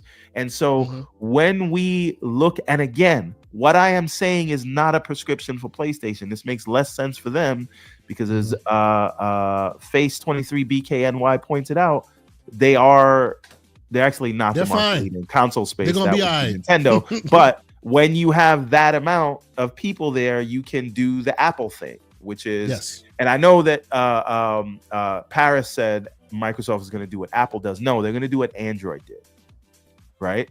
They're going to provide an OS with a store that partners make, and they'll make some of their own, like the Pixel brand, right? And that it will be that'll be what they make for their most hardcore customers. But a bunch of partners will also make this machine, also all utilizing the same store, and unlike Android, giving access to other stores. So the question is, and I'm going to put this question to you. What is the reason a lot of console people don't game on PC? Lack of convenience. Lack of convenience. Now, what would you say it is, Forte? Man. So for me, I would say that too, lack of convenience, but I will also say, because I've been a person that's had a PC that's been able to play games for a while, a long time. Like when Xbox PS4 and Xbox One came out, my PC was better than both those. But I chose to play on console, not only because of the convenience of it, because I know how to work my PC. It was just the fact that that's where my friends were. That's where a lot of the games I wanted at that time were, because they weren't exclusive anywhere else. It was a build up over the course of an 8 to 9 year journey with consoles to see that, you know, the performance that wasn't there, that I wanted to be there. And then it just made it easier for me to transition over. So for me, I think ultimately it comes down to just like right now it's the convenience, but the more and more we get to where everybody's just playing on anything, people will learn how to work on a PC at some point if they want to. It comes down to that want to at this point. Do you want to invest? Because the thing is, once you invest on a PC, then it's easy to just stay there. It's the investment side of it, which is the hardest thing. All right, we got a rivalry in the chat. I'm here for it. You know what it is. So the thing is this, right? And again, this is going to be key to execution, right? And I do believe there's a world where this works for one company but not another. So I'm not making a proclamation that because Xbox is in this situation that it is for PlayStation. I keep having to say that because you know how the weirdos get. But anyway, specifically for Microsoft and Xbox, right? Yeah.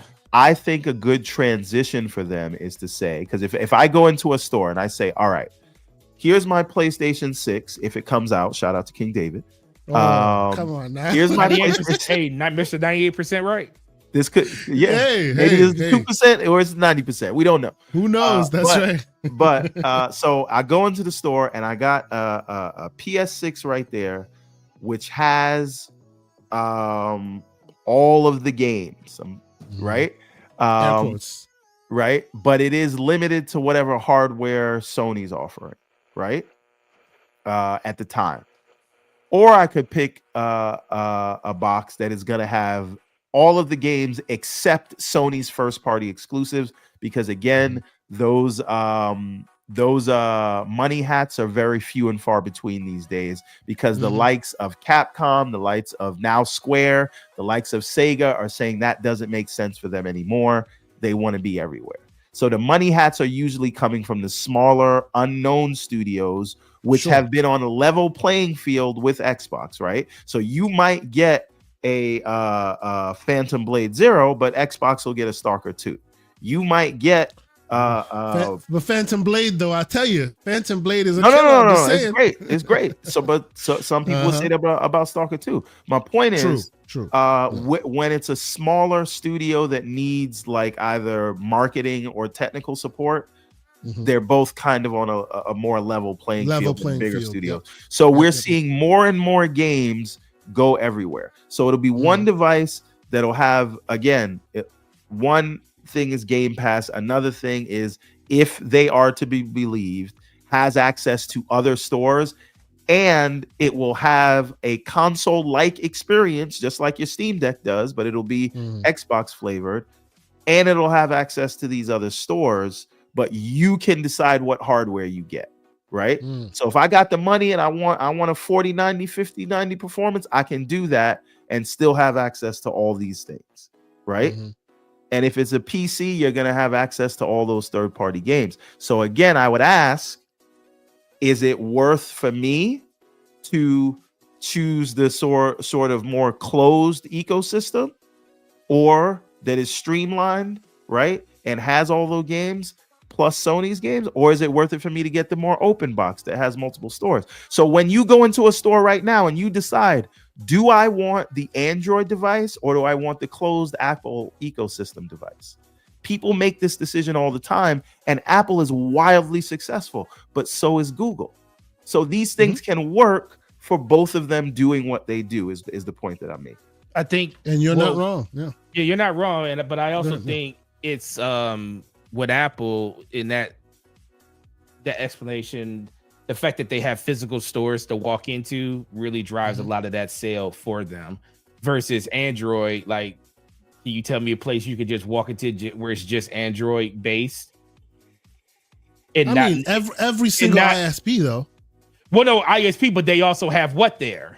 So they have Androids. They have the comparison there. True. Versus when you go see, this is the thing. Apple has built such an ecosystem, and this all, remember, you got to even remember when it came back, going back to gaming. A lot of this stuff happened with services because, and especially where Xbox is going, they see Apple literally have a storefront that makes more money than everybody else almost, and they don't put a single piece of anything on that hardware when it comes to like what they make. It's making money off everybody else. So that's so in gaming, so Xbox wants to do the inverse of that. They just want to they want to put their stuff in every place and still be able to reap the rewards. And I think it's just a simple fact on a console base.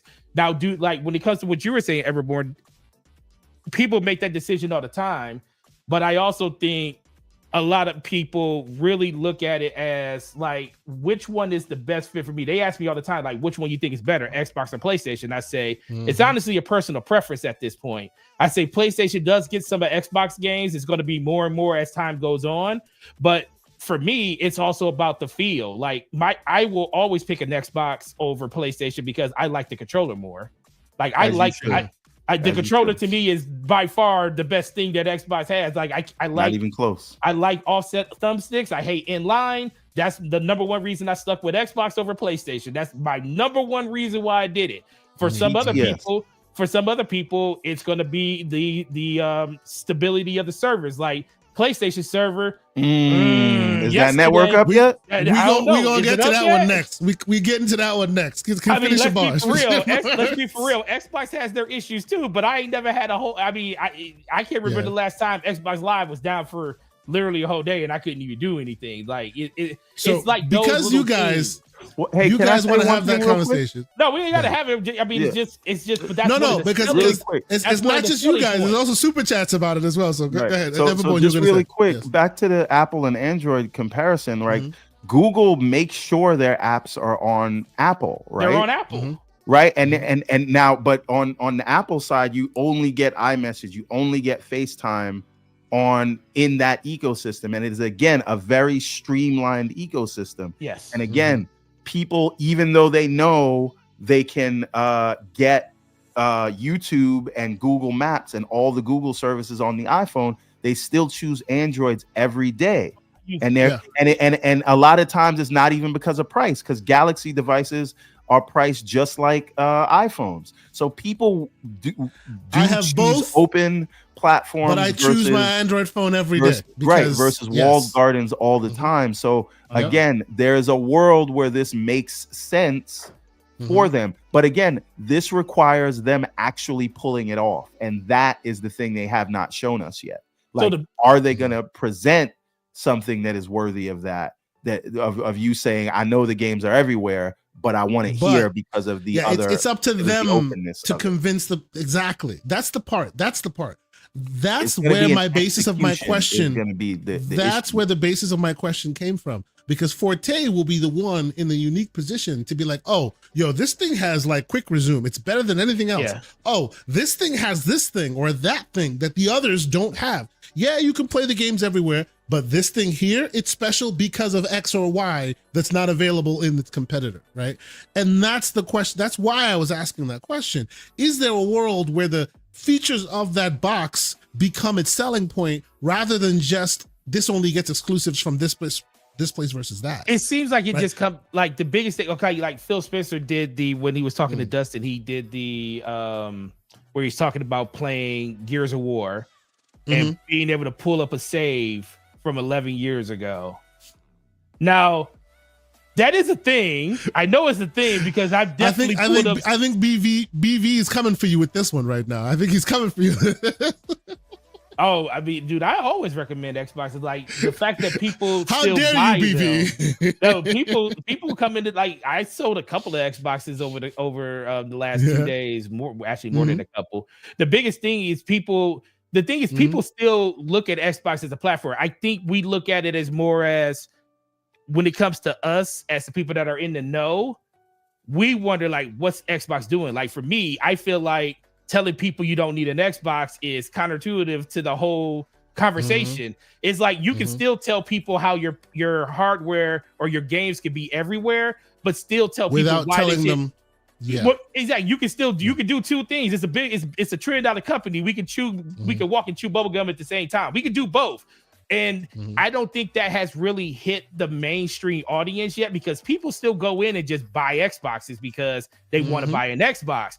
Now, what's going to happen once that conversation hits that part of the segment and people say, well, they keep telling me I don't need one, so do I really need one? So I think they're still in that window where a lot of the conversation can be kind of changed and the narrative can kind of be shifted to what they want it to be.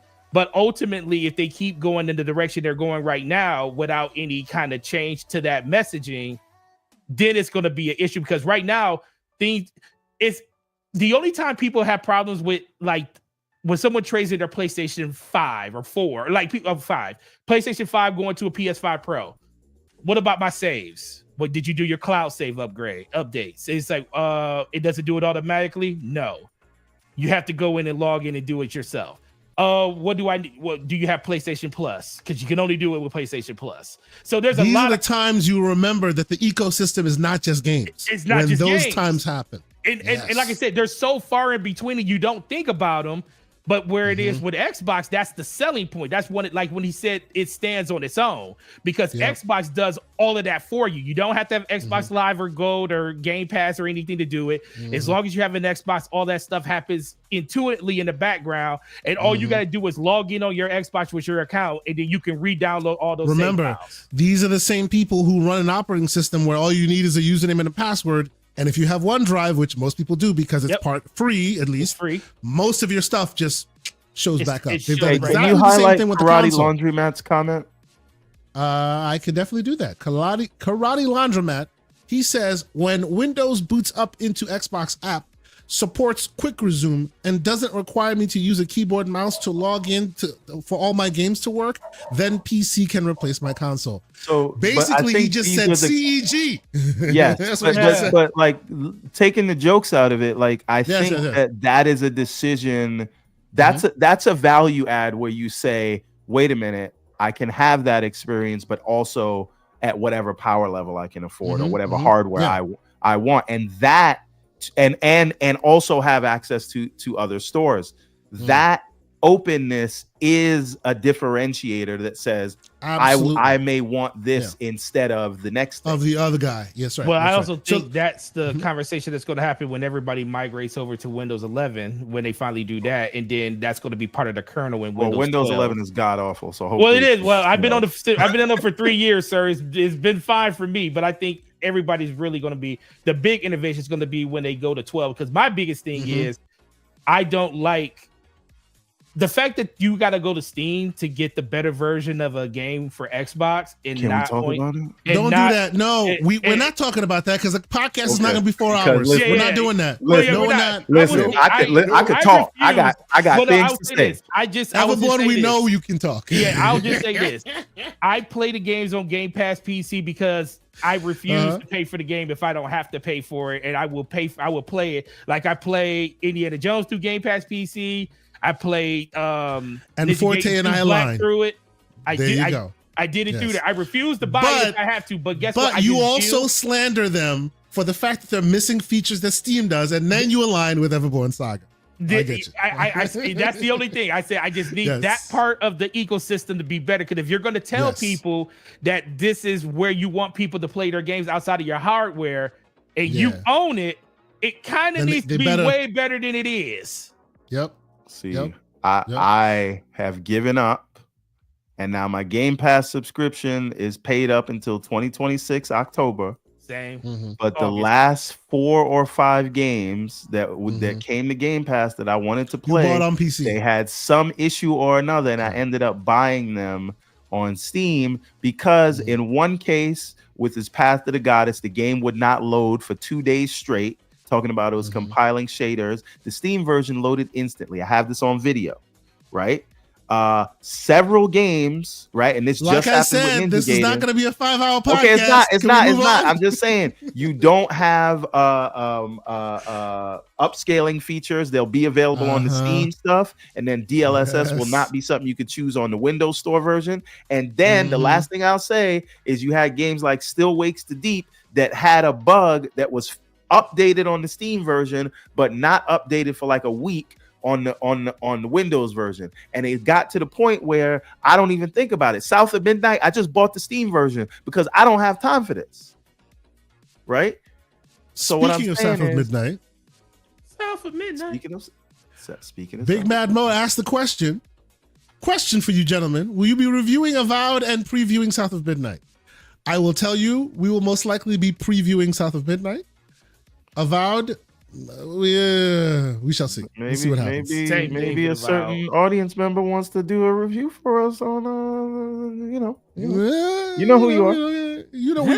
We see you. We see you in there. But again, so those issues are happening too often, and it's a bad taste around it. So now I've gotten to the point where if there's a game I really, really want, I'll just buy it on Steam. Obviously not at full price, because on PC you can go through deals.gg or CD Keys or Green Man Gaming, whoever. So I'll get the things when I can get them on a discount. But the point is, it shouldn't be that way. It shouldn't be that I would rather spend money to get a game that is in a service I'm already paying for. Because if that's the case, then maybe I don't renew my subscription. If they're not going to fix that, because they're not going to tell me, oh, well, you're getting it for free in the service so you could deal with late updates. That is wild. We are 168 episodes in. I think viewers of this show know exactly how you feel about games. All right. Okay. Max City Entertainment has become a channel member. Sir, I appreciate you. Thank you guys so much for the continued support. Max City, always here, always showing the support. We appreciate you, good sir. We also have Stanley Buffington with a $10 super chat. He says, games matter most. I don't care what anyone says, not hardware. If I can get the most games on one platform, how can you recommend that platform gets less games? Makes no sense. Okay, I'll try for you. Okay. Games matter, but they only matter at the beginning of a generation. I feel like at the beginning of a generation, and I think games matter all together, so I don't disagree with you in general. But I think the first year to 2 years really matters, because that's to build the reputation. To build the reputation of bangers, if you will. Because guess what happens after the first 2 years? People that waited to upgrade because they, games were probably still like PS4 games were still coming to it, Xbox One games were still coming to it. Once those games start filtering over and they're not on that platform they were on, they make decisions based on like their friends. Because right now, let's be for real. Most people, you can play Fortnite anywhere. There's more people playing it on PlayStation because PlayStation has the bigger player base. But a lot of people decided to buy PlayStation 5s due to the fact that they had friends that were on PlayStation 5. And that was also before crossplay became a thing. So now everybody looks at it like, okay, it doesn't matter where I play these particular games, but after the first couple of years, that's when exclusives matter less, because the people that are buying those consoles aren't the hardcore. They're not the hardcore ones that are buying just because they love PlayStation. They're buying it because of other reasons. Other factors. Other factors are tied into it. So I do have a question though. You don't get all the games on if he's referring to PlayStation, because you don't get the Nintendo games there, right? And I would also ask Stanley Buffington, is he a fan of the Steam Deck? Yeah. So if he could answer that, I do have a follow-up question, but I won't ask it until and unless. Sure. And we'll get Stanley's reply on there. That's right. And real quick, before, as we're moving on here, we have Z Black Rider, $5 Canadian. Thank you, Z Black Rider. He says, "Let me spell it out. Next Xbox will be a dual boot Steam option." Wow, Definitely that would be not. freaking cool. I don't think that's gonna happen, but that'd be cool as hell. Right? That'd be cool as hell. They've been having backdoor deals with Gabe for a while though. Yes. So you never know, right? You never know. And Max City Entertainment follows up with some slander for what you were saying there, Forte. Nobody playing it right now. I'm just saying. Hey, listen, he ain't wrong. I got so many calls from people at work yesterday. They're like, "Do you know what's going on with PlayStation Network?" I was like, "No." The box that matters is the one you can play. Follow up, that's right. And to follow up on that slander, you got Lucius saying with a $5 super chat, PlayStation Network is still down 13 hours later. People can't register their hardware disk drives to their PlayStation, to PS5s, and can't get authorization for some games. That's true. With that, hey, let's just talk about it, man. PSN is down. What's going on? What happened? I need to know. See, if I was Phil right now, I would do a video and say, "This is how you game with your friends." And I would just log in to Xbox Live and go and send somebody a friend request. But Phil don't got that dog in him like that. So he's gonna be a nice guy. They're trying to turn enemies. They're trying to turn competitors into partners. You know what I'm saying? Right? I hear you. It would have been a good W though, real quick, had they done that. The internet would have flipped over and died real quick. It would have died. They'd have been like, I respect the slander. Right? People would have been like, even PlayStation dudes would have been like, "Slow clap, sir. Slow clap." All right. But okay. And admittedly, I don't spend as much time in the PlayStation waters as I do elsewhere, right? So this morning, I'm inundated with messages about PlayStation being down, right? If you actually go even into the down detector, it's still down to this very moment. The question is, what is going on? Like, is it like have they come up and said anything about it? Like to the people in the chat, if you are on PlayStation right now, are you able to log in and play your games? Is it limited to online versus offline? Like, I haven't gotten any of the logistical details. I just keep hearing more and more people complain about the service being completely dead. Yeah, I was able to log in, and I was able to log in. Like I said, Callisto, it was able to recognize my digital library, so I was still able to play my single player games, but I wasn't able to get into anything multiplayer related. And like what's that just said, you were able to. It does give you messages, because I was loading my daughter's PSN on there, and it kept giving me errors about it won't be able to do this, and you can't unregister your drive if you have the drive. Wow. You can't even register it. So if you buy the disk drive and you register to your system, it won't even let you do that. So okay. Just really quickly, just to follow up. So Stanley Buffington said, and I want to quote him properly, so I will highlight this first. Games matter most. I don't care what anyone says, not hardware. If I can get the most games on one platform, how can you recommend the platform that has less games? It makes no sense. Now, Stanley Buffington follows up with the question that I asked about, does he have a Steam Deck? And his answer was where's Stanley Buffington? Is somewhere. He said he had a Steam Deck and he has a 4080. He has a Steam Deck and a 4080. Why did you get the Steam Deck and not one of the Windows handhelds? Because Steam Deck literally has access to less games because it is running on Linux, and not every game runs there, like Call of Duty or maybe the games that he doesn't play, he doesn't play. But it's still less games. True. Isn't it? Yeah. It is. So one would have to say that it is about the games that you play and what is best for you from a hardware standpoint. Oh my God, greatness awaits. Literally. Wow. It's so good. Oh, that is very slanderous. I am sorry I had to highlight it. This is the comment of the day. I'm sorry. Yeah. PlayStation is being down because greatness awaits. Oh man, that's so good. Well done, MJ Dark. Well done. Anyway, It's down, but man. yes, It's crazy. yes. I'm sorry for all those on the PSN side of the house who are not able to play right now. It is very weird. It is very weird. We haven't had any extended downtimes from any of them for some time now. I would love to know exactly what the extended issue is, but okay. Quick, Stanley Buffington says he got the Steam Deck before all the others. Steam Deck was not the first gaming handheld. Oh, stop GCP it. was out there. Man, listen. Stop slandering the chat, bro. Stop it. Listen, the Steam Deck is a complimentary part of your Steam library. If you That's right. like the only reason I haven't bought one yet is because I'm praying for a part 2 to come out. I which is sooner rather than later at this point. Exactly. I'm only saying there's reasons to have things that don't revolve around sheer number of games. Is all I'm saying. Oh, that's true. Okay. That's very true. All right, so let's switch gears. I have 2 more stories, and then the big conversation. Then we'll get out of here because I don't want it to be too long today. But let's switch gears real quick. Do y'all remember a thing called the ESA? Yes. Remember it was a E3. thing.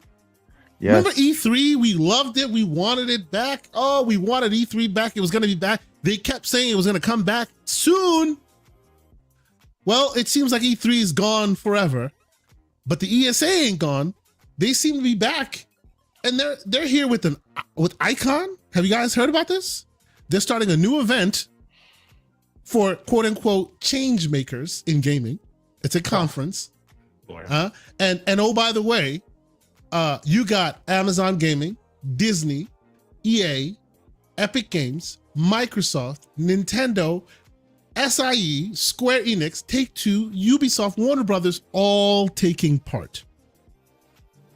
So what are we saying, real quick? I would wait and see to what taking part means and what they're actually going to show. Because what I think has benefited a lot of these companies is to, yes, the trade show aspect of it and the backdoor deals is great, but I think they still get that. Floodzilla says the ESA is the email security appliance. Might as well be at this point. But my point is, in terms of getting attention on their products, I think that they've done better for themselves by doing their own showcases in their own timings, and also not having the whole ESA like dictate these kind of pricing. And I know they've leaned towards Jeff Keighley for that.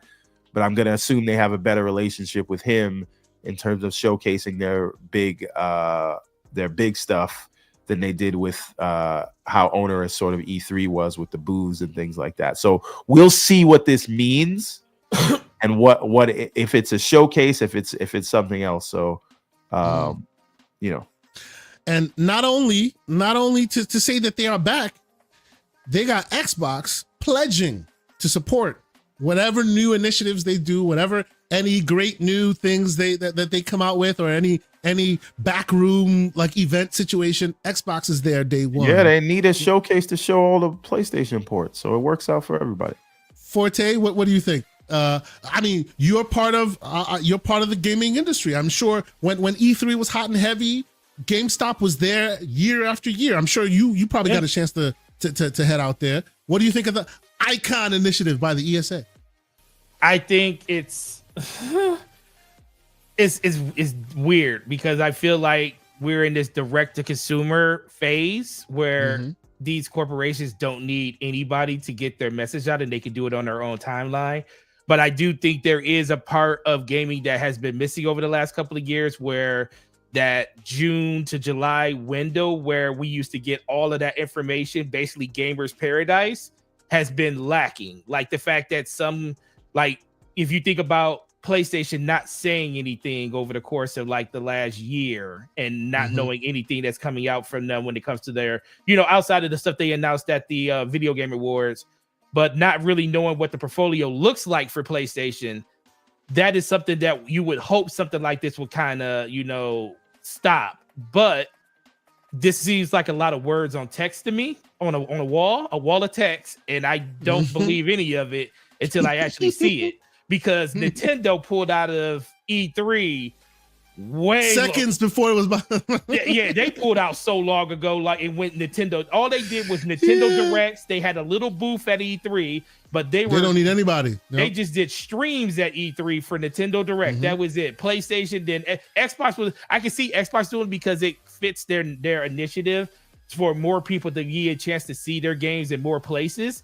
But when it comes to like PlayStation and everything, they just didn't see the benefit. They said we can get 2 million people watching our direct about the games that we want to talk about. Why do we need that? So we can do it at a time where we get all the spotlight instead of people watch it and then they got to watch another showcase and another showcase. And then everybody, exactly. And that's the biggest thing. So I do think for some developers, like probably EA, Ubisoft and stuff like that, to get back to something like that, I can see that really working for them.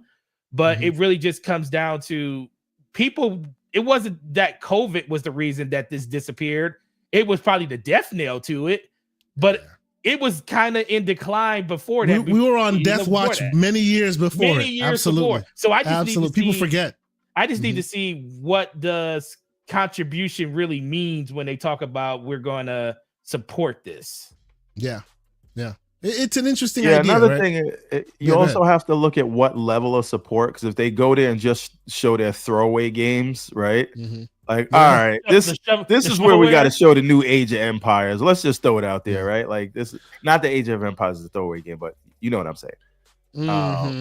Like, are you really gonna get like the spice back that you remember? And I have trouble seeing that, but I do think having a trade show specifically is very important, because we still have Gamescom, but you got to go to Europe for that, right?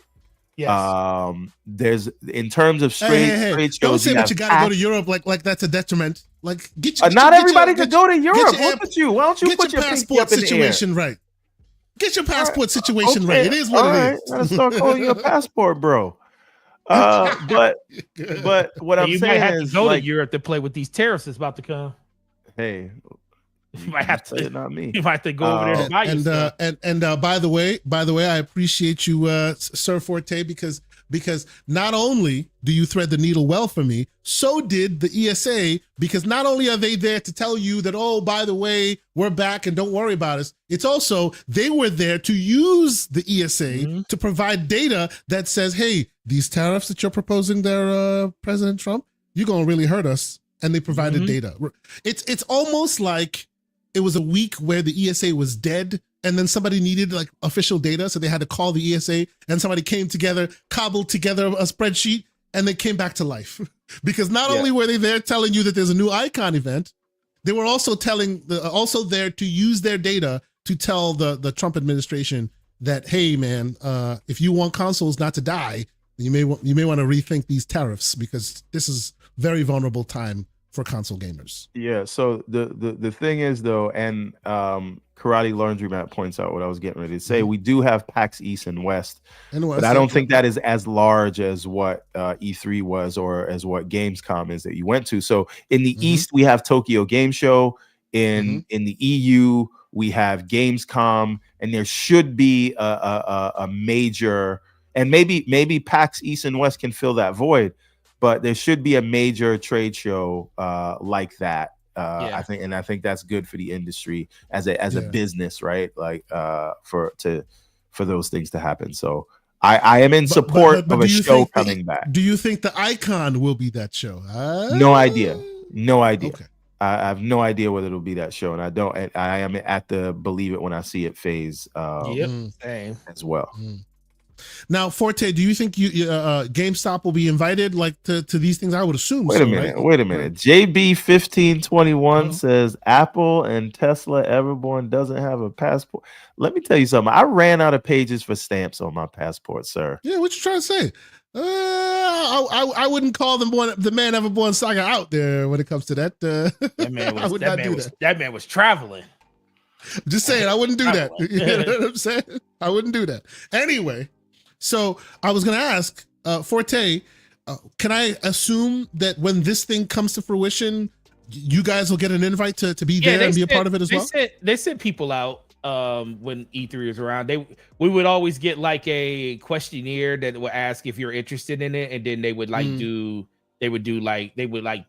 pull or poll people in the company and send people out to it. But yeah, they used to do it all the time. So if this definitely is a thing, it more likely will be a situation to go out there again.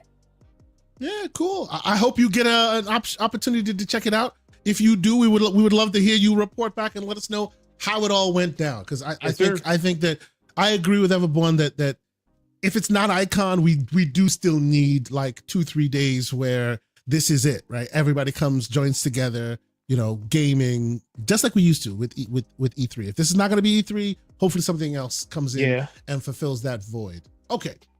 So let's keep switching gears a bit more. I have one more a PlayStation story, and then I wanted to pick your brain a bit more their forte, which is, and I heard that this morning and I had to add it to the list. Resistance 4 was pitched by Insomniac, but PlayStation turned it down. Now, I hear a lot of times people, whenever this kind of news comes out, people, and it tends to come out with Xbox, right? Oh, we got our hands on this. We were told that. We turned it down, and it turned up being a big black eye, or why did they not have vision, right? It seems that this is not impervious to Xbox only, because am I wrong, or is this an L? Like, I loved the Resistance franchise. I did too. Yeah, right. I feel like this is a missed opportunity. We'll expound on that, Forte. What do you think? I think if this is true, it's mostly due to the fact that Insomniac probably didn't want to go back and redo 1, 2, and 3, because you know how PlayStation is. They're about bringing people in at the beginning of something, so they didn't want to probably either Nixxes or Bluepoint are too busy to be able to do a remake or anything, or a redo of 1, 2, and 3, which would probably be a big effort to do because those are really older games. I don't think it would work if you just put Resistance 4 out, because most of the people that played Resistance 4, or the people that they would be gearing it towards, never probably even played any of them. So they would want to like at least get some type of idea if people are willing to even partake in the franchise anymore. And that's what the remakes of the first 3 would do. It would kind of give them some type of data on, okay, like how did these do? Did people like really engage with them? Like what does completion numbers look like and everything like that? So I wouldn't say that it was turned down. It probably was just put on the back burner to the point where if they did do something like that, they would actually do some type of remake or high definition versions of the original ones to kind of bring them up to code for people to try them that way, because it's not but we also see this with a lot of other franchises. There's a lot of franchises that Xbox has, PlayStation still has some. We still don't see SOCOM. Everybody asks for that every day.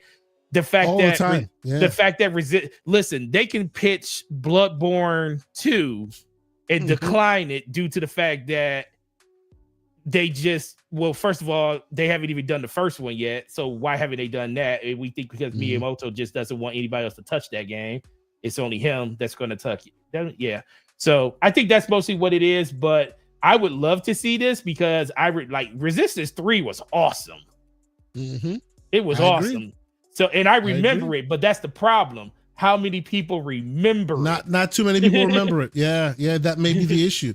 Yeah, that like you're onto something with that, right? Just like the Xbox IPs that we see are going left and right. It may very well be that the remasters / remakes are necessary to remind people or to bring new people on board, so that that next one becomes a big deal. Because 4 by itself may not necessarily hit anybody because most people don't remember it, right? Why you think they're not? I will say why you think. Yes. Why you think the rumors of Halo Master Chief Collection is the thing that's going to PlayStation 5 and not just Halo Infinite? 100%. They want to. People know Halo, but they don't know it like that. So we're gonna get you in on the bottom ground. That's why everybody's looking at the Marcus Phoenix collection, if that's a thing. That being the reason, or Gears E-Day, because that's technically the beginning. That's why you see those are the games that's kind of rumored to be going to PlayStation, because we got to have a starting point to get people's interest on somewhere where we want to go. Right. That's right. Everborn, sir, what is your experience with Resistance? I know it's a crapshoot with you. Did you ever play any of the Resistance games? Only the first one. Okay. At least you played one. and I do remember the fake ass demos that they did that weren't real at all. And I remember this was supposed to be the first Halo killer. And how did that go? Who's alive and who can't get greenlit now? I would also like to remind people, that PlayStation turned down a new Resistance, but they greenlit Concord. Well, it's because Concord's a Lest live we service forget. game. I'm just saying. I mean, All it's a live service game. I hear you. why. This Resistance could have been a live service game. Now it's a live service game that didn't survive longer than 3 weeks. And the Black Viking is reminding everybody, nothing is rumored anymore, Forte. It's all going. Oh, I think everything. Well, listen. Get it in your system. It's all Yeah, going. everything is. Well, I'm talking about rumor of the games actually existing versus it. Look at that. We know it's all going. Face BKNY $2 super chat with a great update. Salute to you for keeping us up to date here. After 14 hours, PSN is back online. Hey, what's going on? I hope everybody gets a chance to play it now. This is great. I was getting scared. I was going to say, is it going to be as down as long as Concord was out? Ooh. Oh, that is that's too soon, sir. That's cold. That's cold blooded. Oh, right. MJ Dark is correct. That was Killzone 2. That was the fake demo. 2 was a fake demo. Oh, okay. Okay, there you go. Yeah, that's right.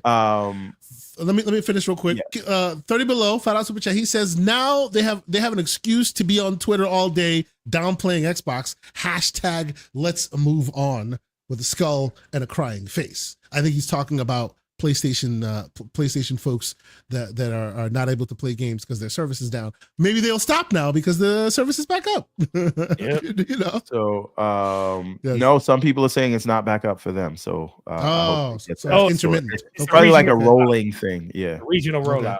America's last. Yep. Oh well, I mean that's the AWS servers. Yeah. Mm-hmm.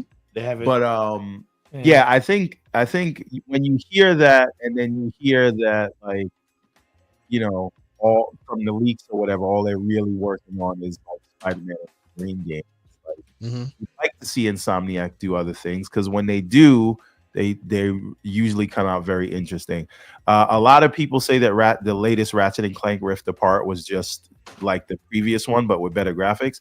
But I still think that's a great formula for that game. So I would love to see them do that. And if Xbox is doing all this multi-platform stuff, can we get what's it called? What's the Insomniac game they did for PlayStation?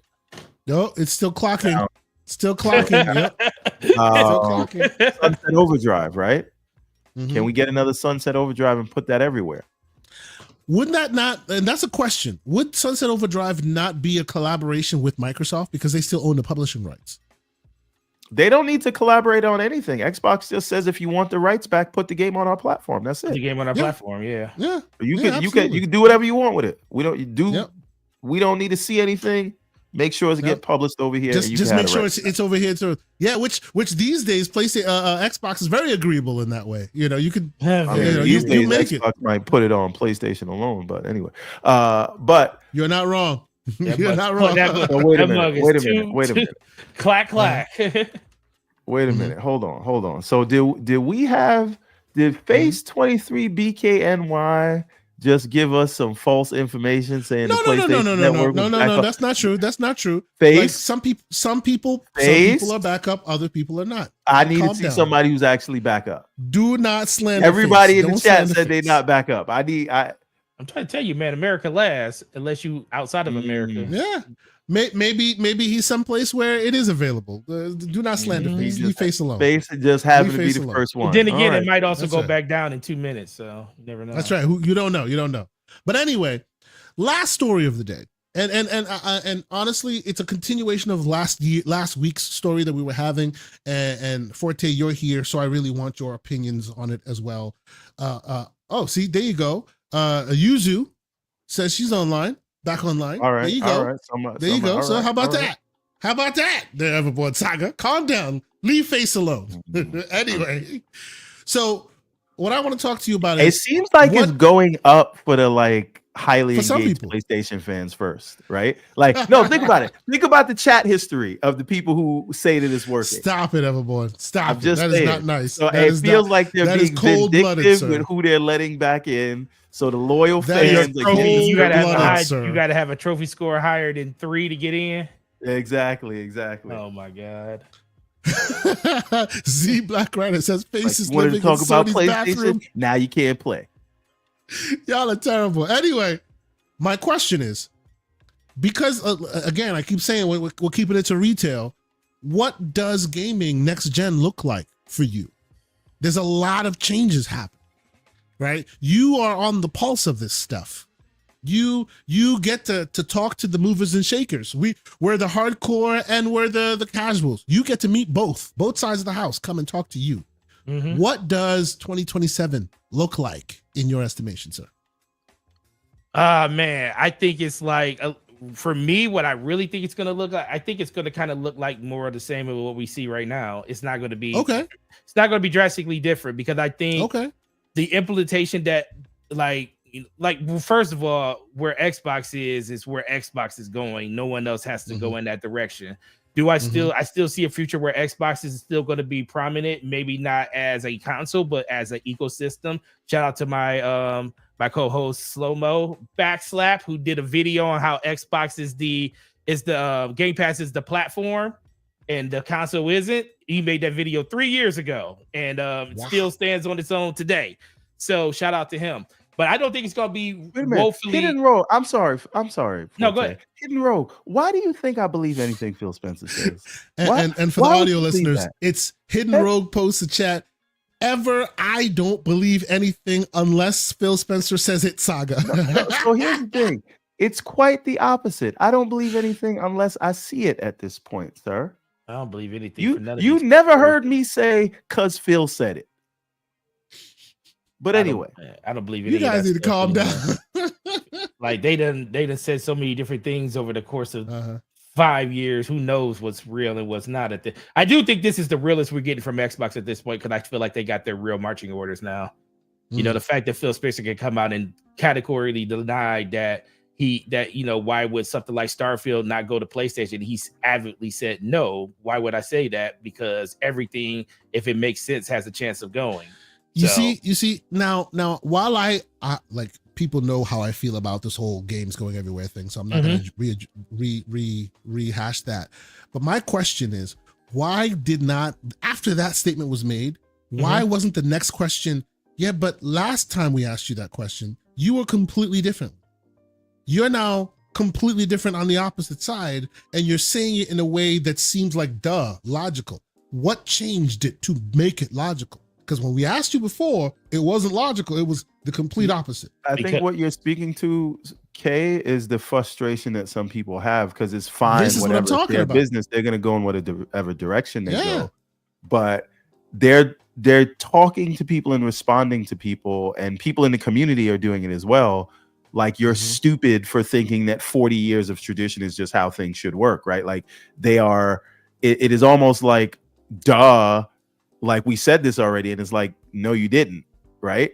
So it is that kind of thing. Like if you're gonna change directions, that's fine, but don't pretend like this is. So this people talk to about it. So the real question is, did Phil Spencer, Sarah Bond, or Matt Booty change, or did Microsoft change?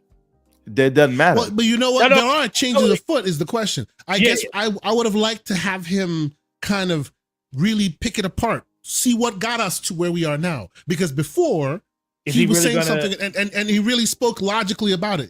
He wouldn't unless you get somebody to poke at him a little bit, right? Yeah, like, but is he gonna? But this is the thing though. Would we all say that this was more of a Microsoft-driven initiative or an Xbox one? See, and I think that's why that follow-up question might have been useful because then he would have had no choice but to give us a bit more meat on the bone there. Whether it be an Xbox decision or a Microsoft one, he would have had to give us the only thing I can hear him saying without throwing people on the bus is says, "Hey, there's parts of my pay grade that doesn't go as high as some people think it does." Hey, honestly, and again, for those who are not aware, like me, I've always lived beyond exclusivity. I always have. Like I play my games wherever I play my games. I thought exclusivity was a temporary and unrealistic benefit to keep over people's heads because eventually technology will make that null and void, and that's where we are today, right? So your differentiating factor needs to be real and tangible, otherwise eventually it's gone, right? So for me, exclusive has never been a thing.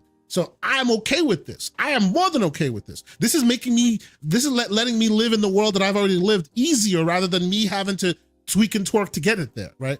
My only thing that I push back on, the only thing where I feel I'm a bit more of a console advocate or a consumer advocate in that way is exactly to what Everborn is saying. I wouldn't say it quite that starkly or quite that aggressively, but I would say the way they're speaking now is not a journey to a new destination. It's we've always been here. Why have you not noticed?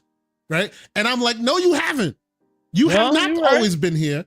Right? So we need to actually have a conversation of what got you here, and someone needs to ask the pertinent questions to get you to talk about what got you here, because you weren't always here. But I think go ahead. No, I was just saying my biggest issue is the way they're talking now is how they should have been talking a year ago. In the first place. Yes, and I think the community would have had, because here's the problem. The way they did it was like a lot of fear, uncertainty, and doubt that spread in, and a lot of the worst narratives came out of it. And I think if you would have just said whole slate from the beginning, again, the beginning is last year, December, January, people would have gone through their 5 stages of grief or whatever, and people would have had more trust in what you say. Because now, even if it is a Microsoft thing, which I don't 100% believe, people would say, listen, there's a change, but I heard it from the horse's mouth, and when the change happened, he said what it was. So when he says something else, I can listen to him. At this point, whatever he says, I'm like, yeah, that's the case today.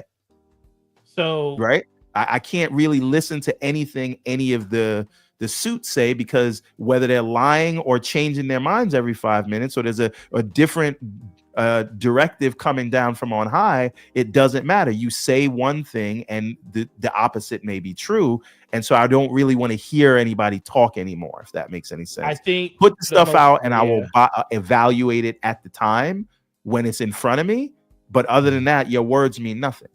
I think it was just the fact that no one really knew what was going on. And I think we think of that. You got to think what happened when you just talked about when this all started happening in January last year. They had just announced the biggest uptip in Xbox pretty much almost ever, mostly due to the fact that Call of Duty was finally, the acquisition finally went through. And this is the one thing I told people to kind of be worried about. I mean, not say worried about, but how it would like kind of shape the perception of Xbox and like their financials. The fact that they all the way up until last year, everything was like combined to something else. Like it was under Azure, it was under this, it was under, different parts of Xbox. This last year was the first year they actually separated and gave it its own identity. It had a seat first at the time table. It ever got a seat at the table. Yeah, it got a first time. Real seat at the table, 60% up in revenue. And we know why that happened, because Call of Duty was in the coffers last year. And it was the first time that Microsoft got a chance to see, like, Xbox already kind of knew it, because they were seeing all of that revenue on their platform when it came to like the 30% they were making. Now you're making 70% on everything and 100% on your platform. And then you're also talking about what, we all talked about how of the ABK acquisition, the K part was probably one of the most important parts, because now you're getting 100% of the revenue from that. So it's just, I think when all of that happened, it was more of this, like, what is going on at Xbox. And I think Phil and them didn't know exactly what the future, not what the future held, but they didn't know exactly where everything was going at that point too. Now, if you listen to them talk like they were talking about, like, let's go back to the 4 games, like we're only talking, when everybody asked about Starfield, well, we're only talking about these 4 games. And I'm sitting to myself like, oh no, that's coming. Like the fact that you're not category denying it now, that game is going to come at some point. So you just had to kind of read through everything. And then when they asked, he said, well, you say, will Starfield ever go to another platform? Once again, we're only talking about these 4 games. And then you start listening to the conversation. So I think in Phil Spencer's eyes, and like you said, Everborn, they feel like they've been on this journey in this direction for at least the last year and a half, but they haven't officially came out and said it. Like 100% like dove down and just said what it is until this year.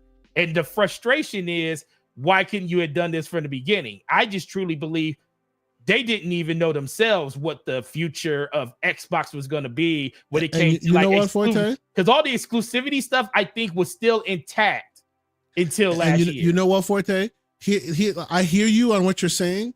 Here's my thought on that. Yeah. Imagine the way they're talking today, but they were talking like that then. But back then, you haven't seen more of South of Midnight. You haven't seen more of Avowed. It's not in preview. You haven't seen Doom: The Dark Ages. All they're telling you is you've lost your exclusive games as a hardcore gamer, right? All of it is going everywhere else. They're not slapping you with two hands, one hand with the good news, the other hand with the bad news, which is what they're doing now, right? I have a feeling that even if they knew what they were doing, even if that was the mission then, had they said that then, there was nothing good to show you while breaking the news. And it would have brought about even more consternation among the hardcore community. Like now they're saying it, they're being very forthcoming with the details, but that's in between the South of Midnight documentary you just watched. That's in between the gobsmacking Doom: The Dark Ages trailer you just watched. So they can say whatever the hell they want and they still know they got you because they got the content and they know it. Last year they didn't. What do you think of that idea? And I'm gonna say that because get ready to get up out of here. But I agree with that 100%. I think the biggest frustration is for me, especially me as a gamer. I feel like now that we know that all of this stuff is coming, the frustration for a lot of people is Xbox didn't give this a chance to see if it would work. If it would have worked, yes. If it would work on their own platform. Because the biggest thing was like we knew once they bought all these studios in 2020 and started showcasing and talking about the games that were coming down the pipeline, and this was even before Call of Duty. Everybody was just looking like, when does the mass, like the release of all these games start happening? And when that happened, we were like, it's a really good chance that Xbox can turn it all around because now you have games on your platform to entice people to want to come to it. The problem is, and why I feel like it was more of a Microsoft motivation thing, because I feel like Xbox themselves, Phil Spencer, they were ready to move forward with just the exclusivity. And then if it makes sense, we'll put it in, like he talked about legacy titles, putting in other places and stuff like that, like Doom or like even Elder Scrolls or something like that. But it just keeps coming back to the fact that they didn't give it a chance in most people's eyes to see if we kept everything in-house. So the sports ball analogy. They were at the 5-yard line, and then Amy Hood came on the field and said, "Let's take it let's go to the let's take it home. We're done." We're not even the reality of it, though. They were actually just at the 1-yard line, right? Because when the games come out, you're starting from there. So when we say they didn't give it a chance, giving it a chance would probably take about a decade just to train the customer that, hey, this is a place to get high quality games, because the previous decade was all teaching you nothing comes here. So you're going to put a lot of money into buying studios and then releasing these games to a more limited audience. And again, this is a very specific case to Xbox. I'm not making a statement that exclusives don't matter. Right? They do, and that's how Xbox got here. But where they are today, the question is, do we take the 5 to 10 years that it would take to actually turn things around and spend the billions of dollars and throwing good money into this thing that may pay off in 10 years?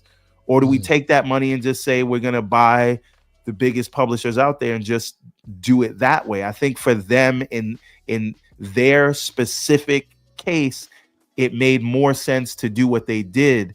And people hate to say this, Starfield could have been a 10 out of 10. It wasn't going to make Xbox outsell PlayStation. And we need to acknowledge that before we say, they were right there and they could have just given it a shot. I don't think it really would have worked. It would have worked in the long run.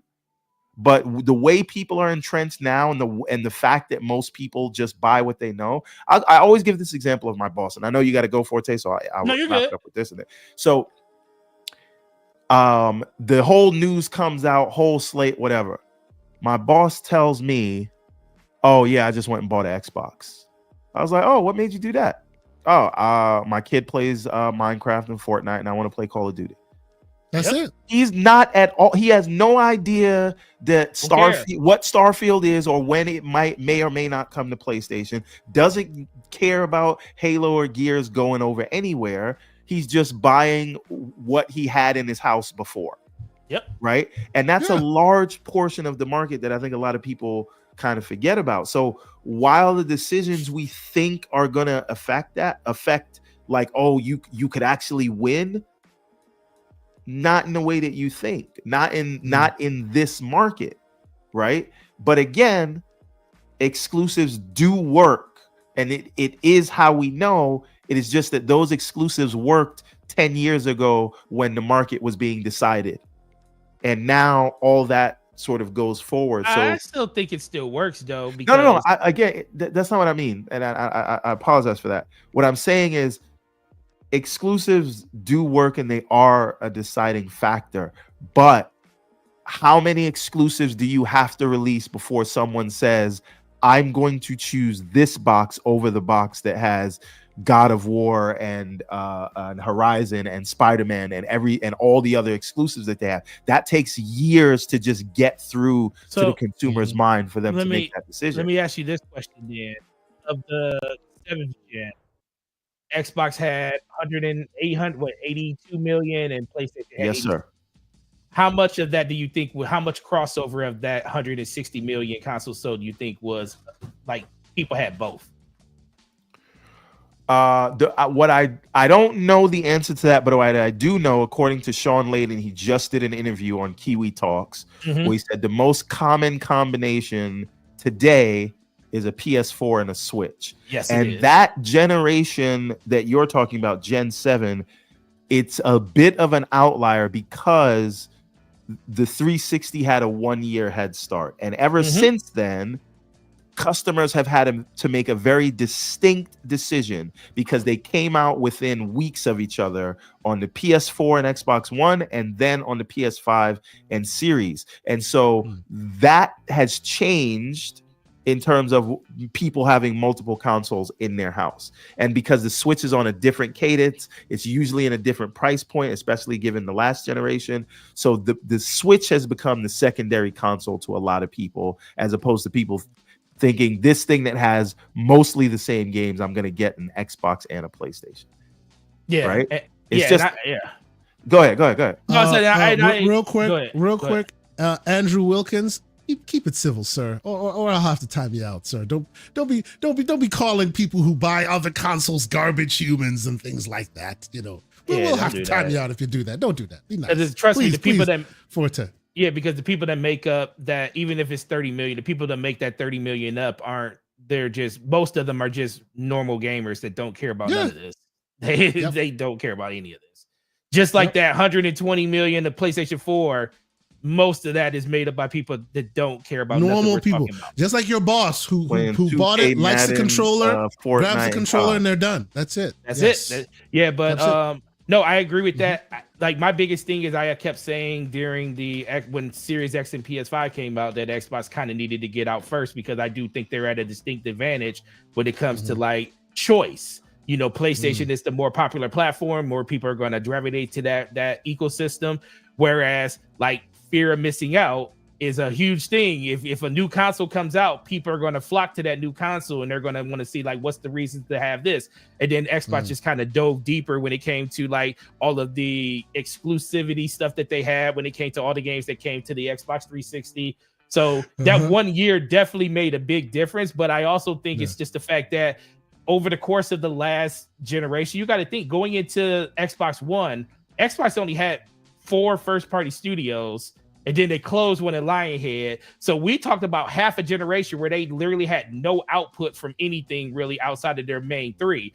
Then 6 years later, you make an influx of all of these purchases with these studios. So I feel like now you're absolutely right. I think it ultimately comes back to, you can still release games in other places. Like Call of Duty is going to be everywhere. Bethesda games can also be everywhere because they were already used to being everywhere. But then once you start diving into Forza going somewhere else, and you know, Yes. games like that. That's where I feel like the divide, where I feel like you didn't even really give this a chance. So now you have all of these games that's going in other places. Now you're even taking your tent pole and going to other places. So now what is the confidence level of a person that wants to buy an Xbox knowing that they're going to be able to get those games in other places and pretty much nothing is safe at this point?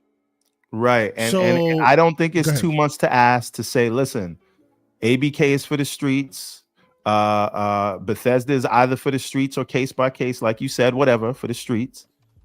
But it is not too much to ask to say that I should, as a consumer, I should expect Xbox Game Studios games to be for, and I need to check my notes here, hold on, Xbox.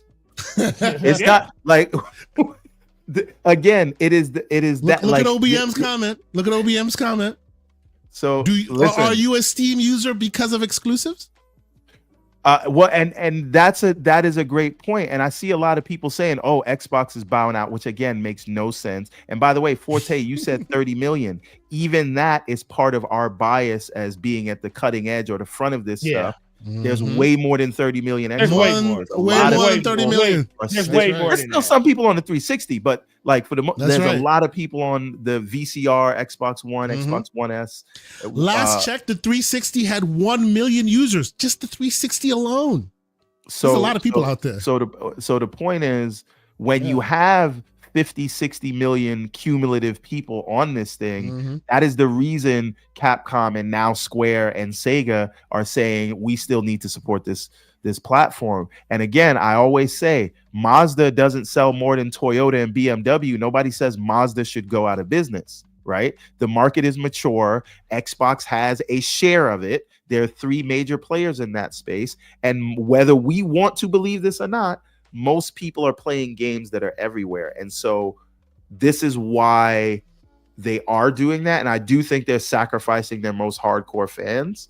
But you know, maybe we'll you gotta break some eggs, man. Make it an omelet. PlayStation, but go ahead. So they're willing to sacrifice. They're willing to sacrifice that side of it because they're looking at the bigger picture of how many more people they can bring in. We sacrifice 1 million to bring in 6 million if we do it the right way. That's right. Right. And the last thing is like, I see people saying, well, Xbox is going to leave the market and then the Steam box is going to come in. Nobody's on Steam for the exclusives. No. Nobody. Right. Even Stanley real quick, Buffington. everyone, real quick, about that notion, all Microsoft needs to do is just create a native app. Use Proton, which already exists on the box, and now they're selling to those people as well. This is a nothing burger of a competitor. It's not. If they care, they can easily. They don't even have to talk to Steam about it because that store is an open source store. Yeah, they can literally put their wares there without even talking to Valve once, and then overnight, that new Surface, that new Steam box that's under your TV. Yeah, that's now an Xbox because they just put the store there. They don't need to talk to nobody. This is really the thing, and I want to show you something, and then we can move off of this. But let me share my. Got a couple super chats, and then we're done. Yeah.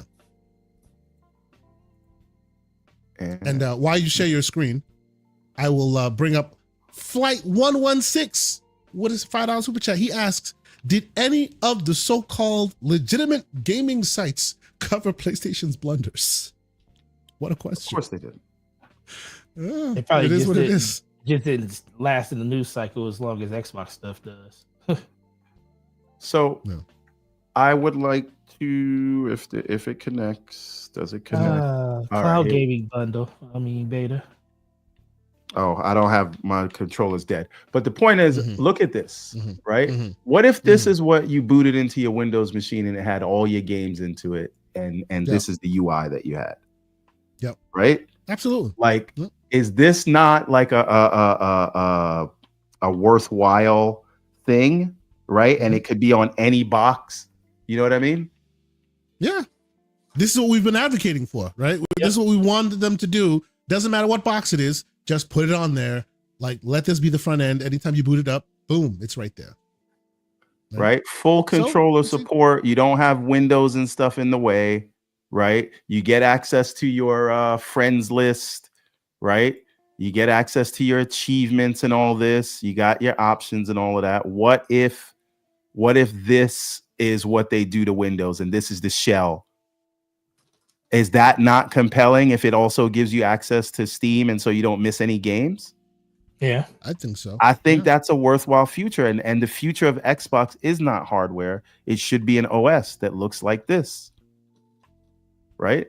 So that's where I could see it. The legendary Obi asks a very interesting question. He says he needs a tip. He needs tips. He's got a 1 terabyte OLED coming, 1 TB OLED coming tomorrow. Does for the Steam Deck? Does Steam? Yeah. Does Steam have customization options, etc.? Absolutely, it does, sir. It does. Absolutely. Yeah. We can, if you want, we can talk about it. You can come on if you want. You know what? Because great member of the channel, always on our channels, always paying attention and showing support. Yobi, holla at me. This Monday, we will do a show where we'll talk about all the customization options on the Steam Deck if you so choose. Right? I'll whip out the old Steam Deck, connect it to the Loader is your friend, sir. Yeah. We can show you all the ins and outs, all the cool, interesting details of how to get the best from that ecosystem. But yeah, shout out to you. Thank you for your support. All right, I got the. We're gonna get out of here. Okay. I think I'll let Soil Tech's 8-month membership chat do all the heavy lifting for us. Please remember to hit the like button on your way out. Yes, sir. With that, Sir Gaming Forte, it has been a wonderful time having you here, sir. It is awesome to have you here. Slow-mo is usually in our chat being slanderous. Appreciate you lending your voice. What's going on with Slow-mo? I haven't heard from Slow-mo in a few days. He's been under the weather. Yeah. That's why no DPS this week. Okay. He said he was literally on his deathbed. Oh man. All right. Well, that's why our chat hasn't been so slanderous. He'll be playing Call of Duty tonight, though. He'll probably be feeling much better today. I need Slow-mo to get better so we can get back to slandering him. That's right. Indeed. How's that? But you know what? He's good because they have universal health care in Canada, right? Whatever. So that is an inside. That's a deep cut for the Discord. If you are not a part of our Discord, I say please join us on the Discord when this show is live. You check down there beneath that like button that you should have already hit. There is a link to the Discord. Join us on the Discord so you too can slander the Slow-mo backslap and call him Canadian. But Forte, sir, where can we find out more of your stuff? Where can we keep up with your ongoings this week, sir? Yeah, well, tomorrow, IOP, 1 p.m. with the homies over there. So joining the Horsemen, that's going to be a great one. Myself, Gaming Forte, the YouTube channel, got a couple of videos I posted over the last couple of weeks. So that's definitely been fun getting back into the saddle. So if you like just gaming news and announcements, just talking about games, check me out there. And then DPS podcast with the homie Slow-mo backslap. That's every Thursday at 9 p.m. We missed this Thursday because the homie was out with ailments, but we will be back next weekend. Once again, I definitely appreciate you bringing me on to here, and can't wait to do this again with you guys. I always, we all look up to each other. You guys do an amazing job with your commentary on all the things that's going on in gaming. And even when I'm at work on Saturdays, I'm always listening to you guys and just seeing how Slow-mo is giving you the fits inside the chat. Every once in a while, he'll say something crazy, and that's when you'll see me say something to him or I'll super chat and be like, what is Slow-mo talking about? But you guys have a great community over here and really, really appreciate everything you guys bring to it. Thank you. And honestly, sir, I have said it many a times. I'll say it again. You guys were reference design for the show we started here. What DPS has been doing for a long time now has been really, really like inspiring. So thank you guys for doing what you guys continue to do. We walk on the shoulders of giants, DPS, ILP, many others. It's amazing that you keep it up, and we are inspired by what you guys do. So I always considered you guys the Felix Unger and Oscar, what's his name? You're the odd couple of gaming. If you're old enough to remember that reference. You know what it is. That's right. Okay. That's right. By the way, so I figured out my controller situation, and I don't know how to add it back to the screen. Okay. Well, before we get to that, then all right, let's add it back to the screen. There you go. You're back on the screen. Yes. All right. I'm using. Look how well this interacts with the controller. Press the plus button. You get all this stuff. This is what I think the future is gonna be like, right? Jump back into the game you were playing, surfacing other things, right? Playing games you own from other launchers or whatever. If you could build a 4090 or 5090 with this, right? See, but honestly, Everborn, I hear you, but I wouldn't want this to be my only interface all day. No, of course not. Of course not. You should absolutely, just like the Steam Deck, be able to jump out to a desktop and do whatever you want because it's Windows. No. My point is, for those people that are coming over from the console space that need an easing in, right? Mm-hmm. This is a good easing in for that purpose. So what I'm saying is, if you're concerned with the Xbox as bespoke hardware going away, to me, this is what you get for it. Because a lot of what we hear with this, last thing I'll say, a lot of what we hear with this multi-platform approach is this is what Microsoft needs to do. This is what they need to do. But a lot of the gamers are saying, well, what's in it for me? Like, what am I getting when you start to now put the games everywhere? And don't say games, because I was already paying for those and you promised me these games before you were doing this multi-platform strategy. So what is the added benefit? Roshan says it just needs quick resume, which I agree with. It needs quick resume. Absolutely. I agree with that. That's the last piece of the puzzle to make that thing perfect. It needs quick resume. But let me get to the super chat by the legendary Yobi. $10 super chat. He says, peace, love, life. Thank you, gents. Keep paving the way forward and showing a positive difference in this community. Hope to meet you gents at a future event. On that note, sir, shout out to you. Thank you so much. I've already booked my hotel room for June. I've done that. Haven't done the airfare yet, but the hotel is done. I will be in June. You know what I'm talking about. The Keeley event, possibly IGN Live if they do it again, and hopefully Microsoft, if and when they put together some potential showcase. PlayStation showcase. Who knows? We'll be in the spot in LA in June. Maybe you'll be in the spot. I would love to meet Mr. Everborn Saga. I'm still trying to talk that man into coming with me in June. There's still a lot of foot on that note. Also, I'm still thinking of Gamescom. I might do Germany again this year. Who knows? There's a lot of moving and shaking there. Hollywood Rules, $5 super chat. He says, good afternoon, fellow graybeards. Keep up the great work. Finally entered the PC Steam realm with the ROG Ally to complement my Series X. See, PS4 and Switch aren't the only companions, man. You got your Series X and your ROG Ally X. It is what it is. Salute to you, good sir. Thank you. If you need any help, any tips, any pointers, you know where to reach out. We're always in the DMs. Mr. Everborn Saga, sir, where can people keep up with your ongoings? I know you are not in the normal DMs that you used to be. Where can we keep up with you, sir? Oh yeah, I did. We're not going to do a whole thing, but I deleted the Twitter app from my phone. This is not me walking away from Twitter. I still have access on the PC. I didn't delete my account. It was just taking up too much of my time, and I found myself while I was playing those boring, long, drawn-out scenes with Aerith, picking up the phone, I'm leaving, and doom scrolling on Elon's internet. And so I said, let me delete this app because I would rather spend the time that I'm either gaming or watching movies or spending it with family. There's no need for the endless doom scroll. But I'm still available in the Discord, and we do a show like this in the Discord every day. If you're not a member of the Discord, we literally, there's like 8, 9, 10 of us that are in there every day talking for hours. Audio, chatting, it's always fun. Other than that, please go check out everbornsaga.com, which I think Kay is about to share on the screen. And again, there's a 15% discount for anybody who buys anything with code GCP. So just use code GCP, all capital letters, at checkout, and you'll get 15% off your order. It does not matter the size of your order. Nice. And you can also own this wonderful shirt that I'm wearing. Go to everbornsaga.com. GCP at checkout saves you 15%. And on that note, you can also catch thegamingcircle.com. We have a blog, ladies and gentlemen, where we talk about different things, where we like to let the community speak on different topics that maybe does not end up on this podcast, right? Just like I was saying, the great Neo Mental, his recent article, Destiny, a love affair.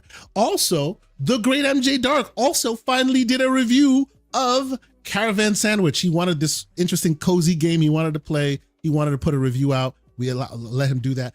I also wrote a story about the time I had with Hordes of Hell Jotun Slayer, which I played and I've been doing some live streams of, so come check out some of our content there. We enjoy, doing more than just the podcast. We also love doing this kind of stuff as well. So if you have a chance to and you want to check us out, we're always there. We always appreciate some feedback. We're always growing this channel, making it better. But I think that's it. After that, yeah, thank you guys so much for all your support. Thank you for the super chats and the great conversation. I'm sure there's still a lot of conversations to be had on the YouTubes. Go check out all the community members and all their great stuff. But for myself, Mr. Everborn Saga, and the great Gaming Forte, we say have a good rest of your week. And we'll see you next week. Peace. Thanks for being on it.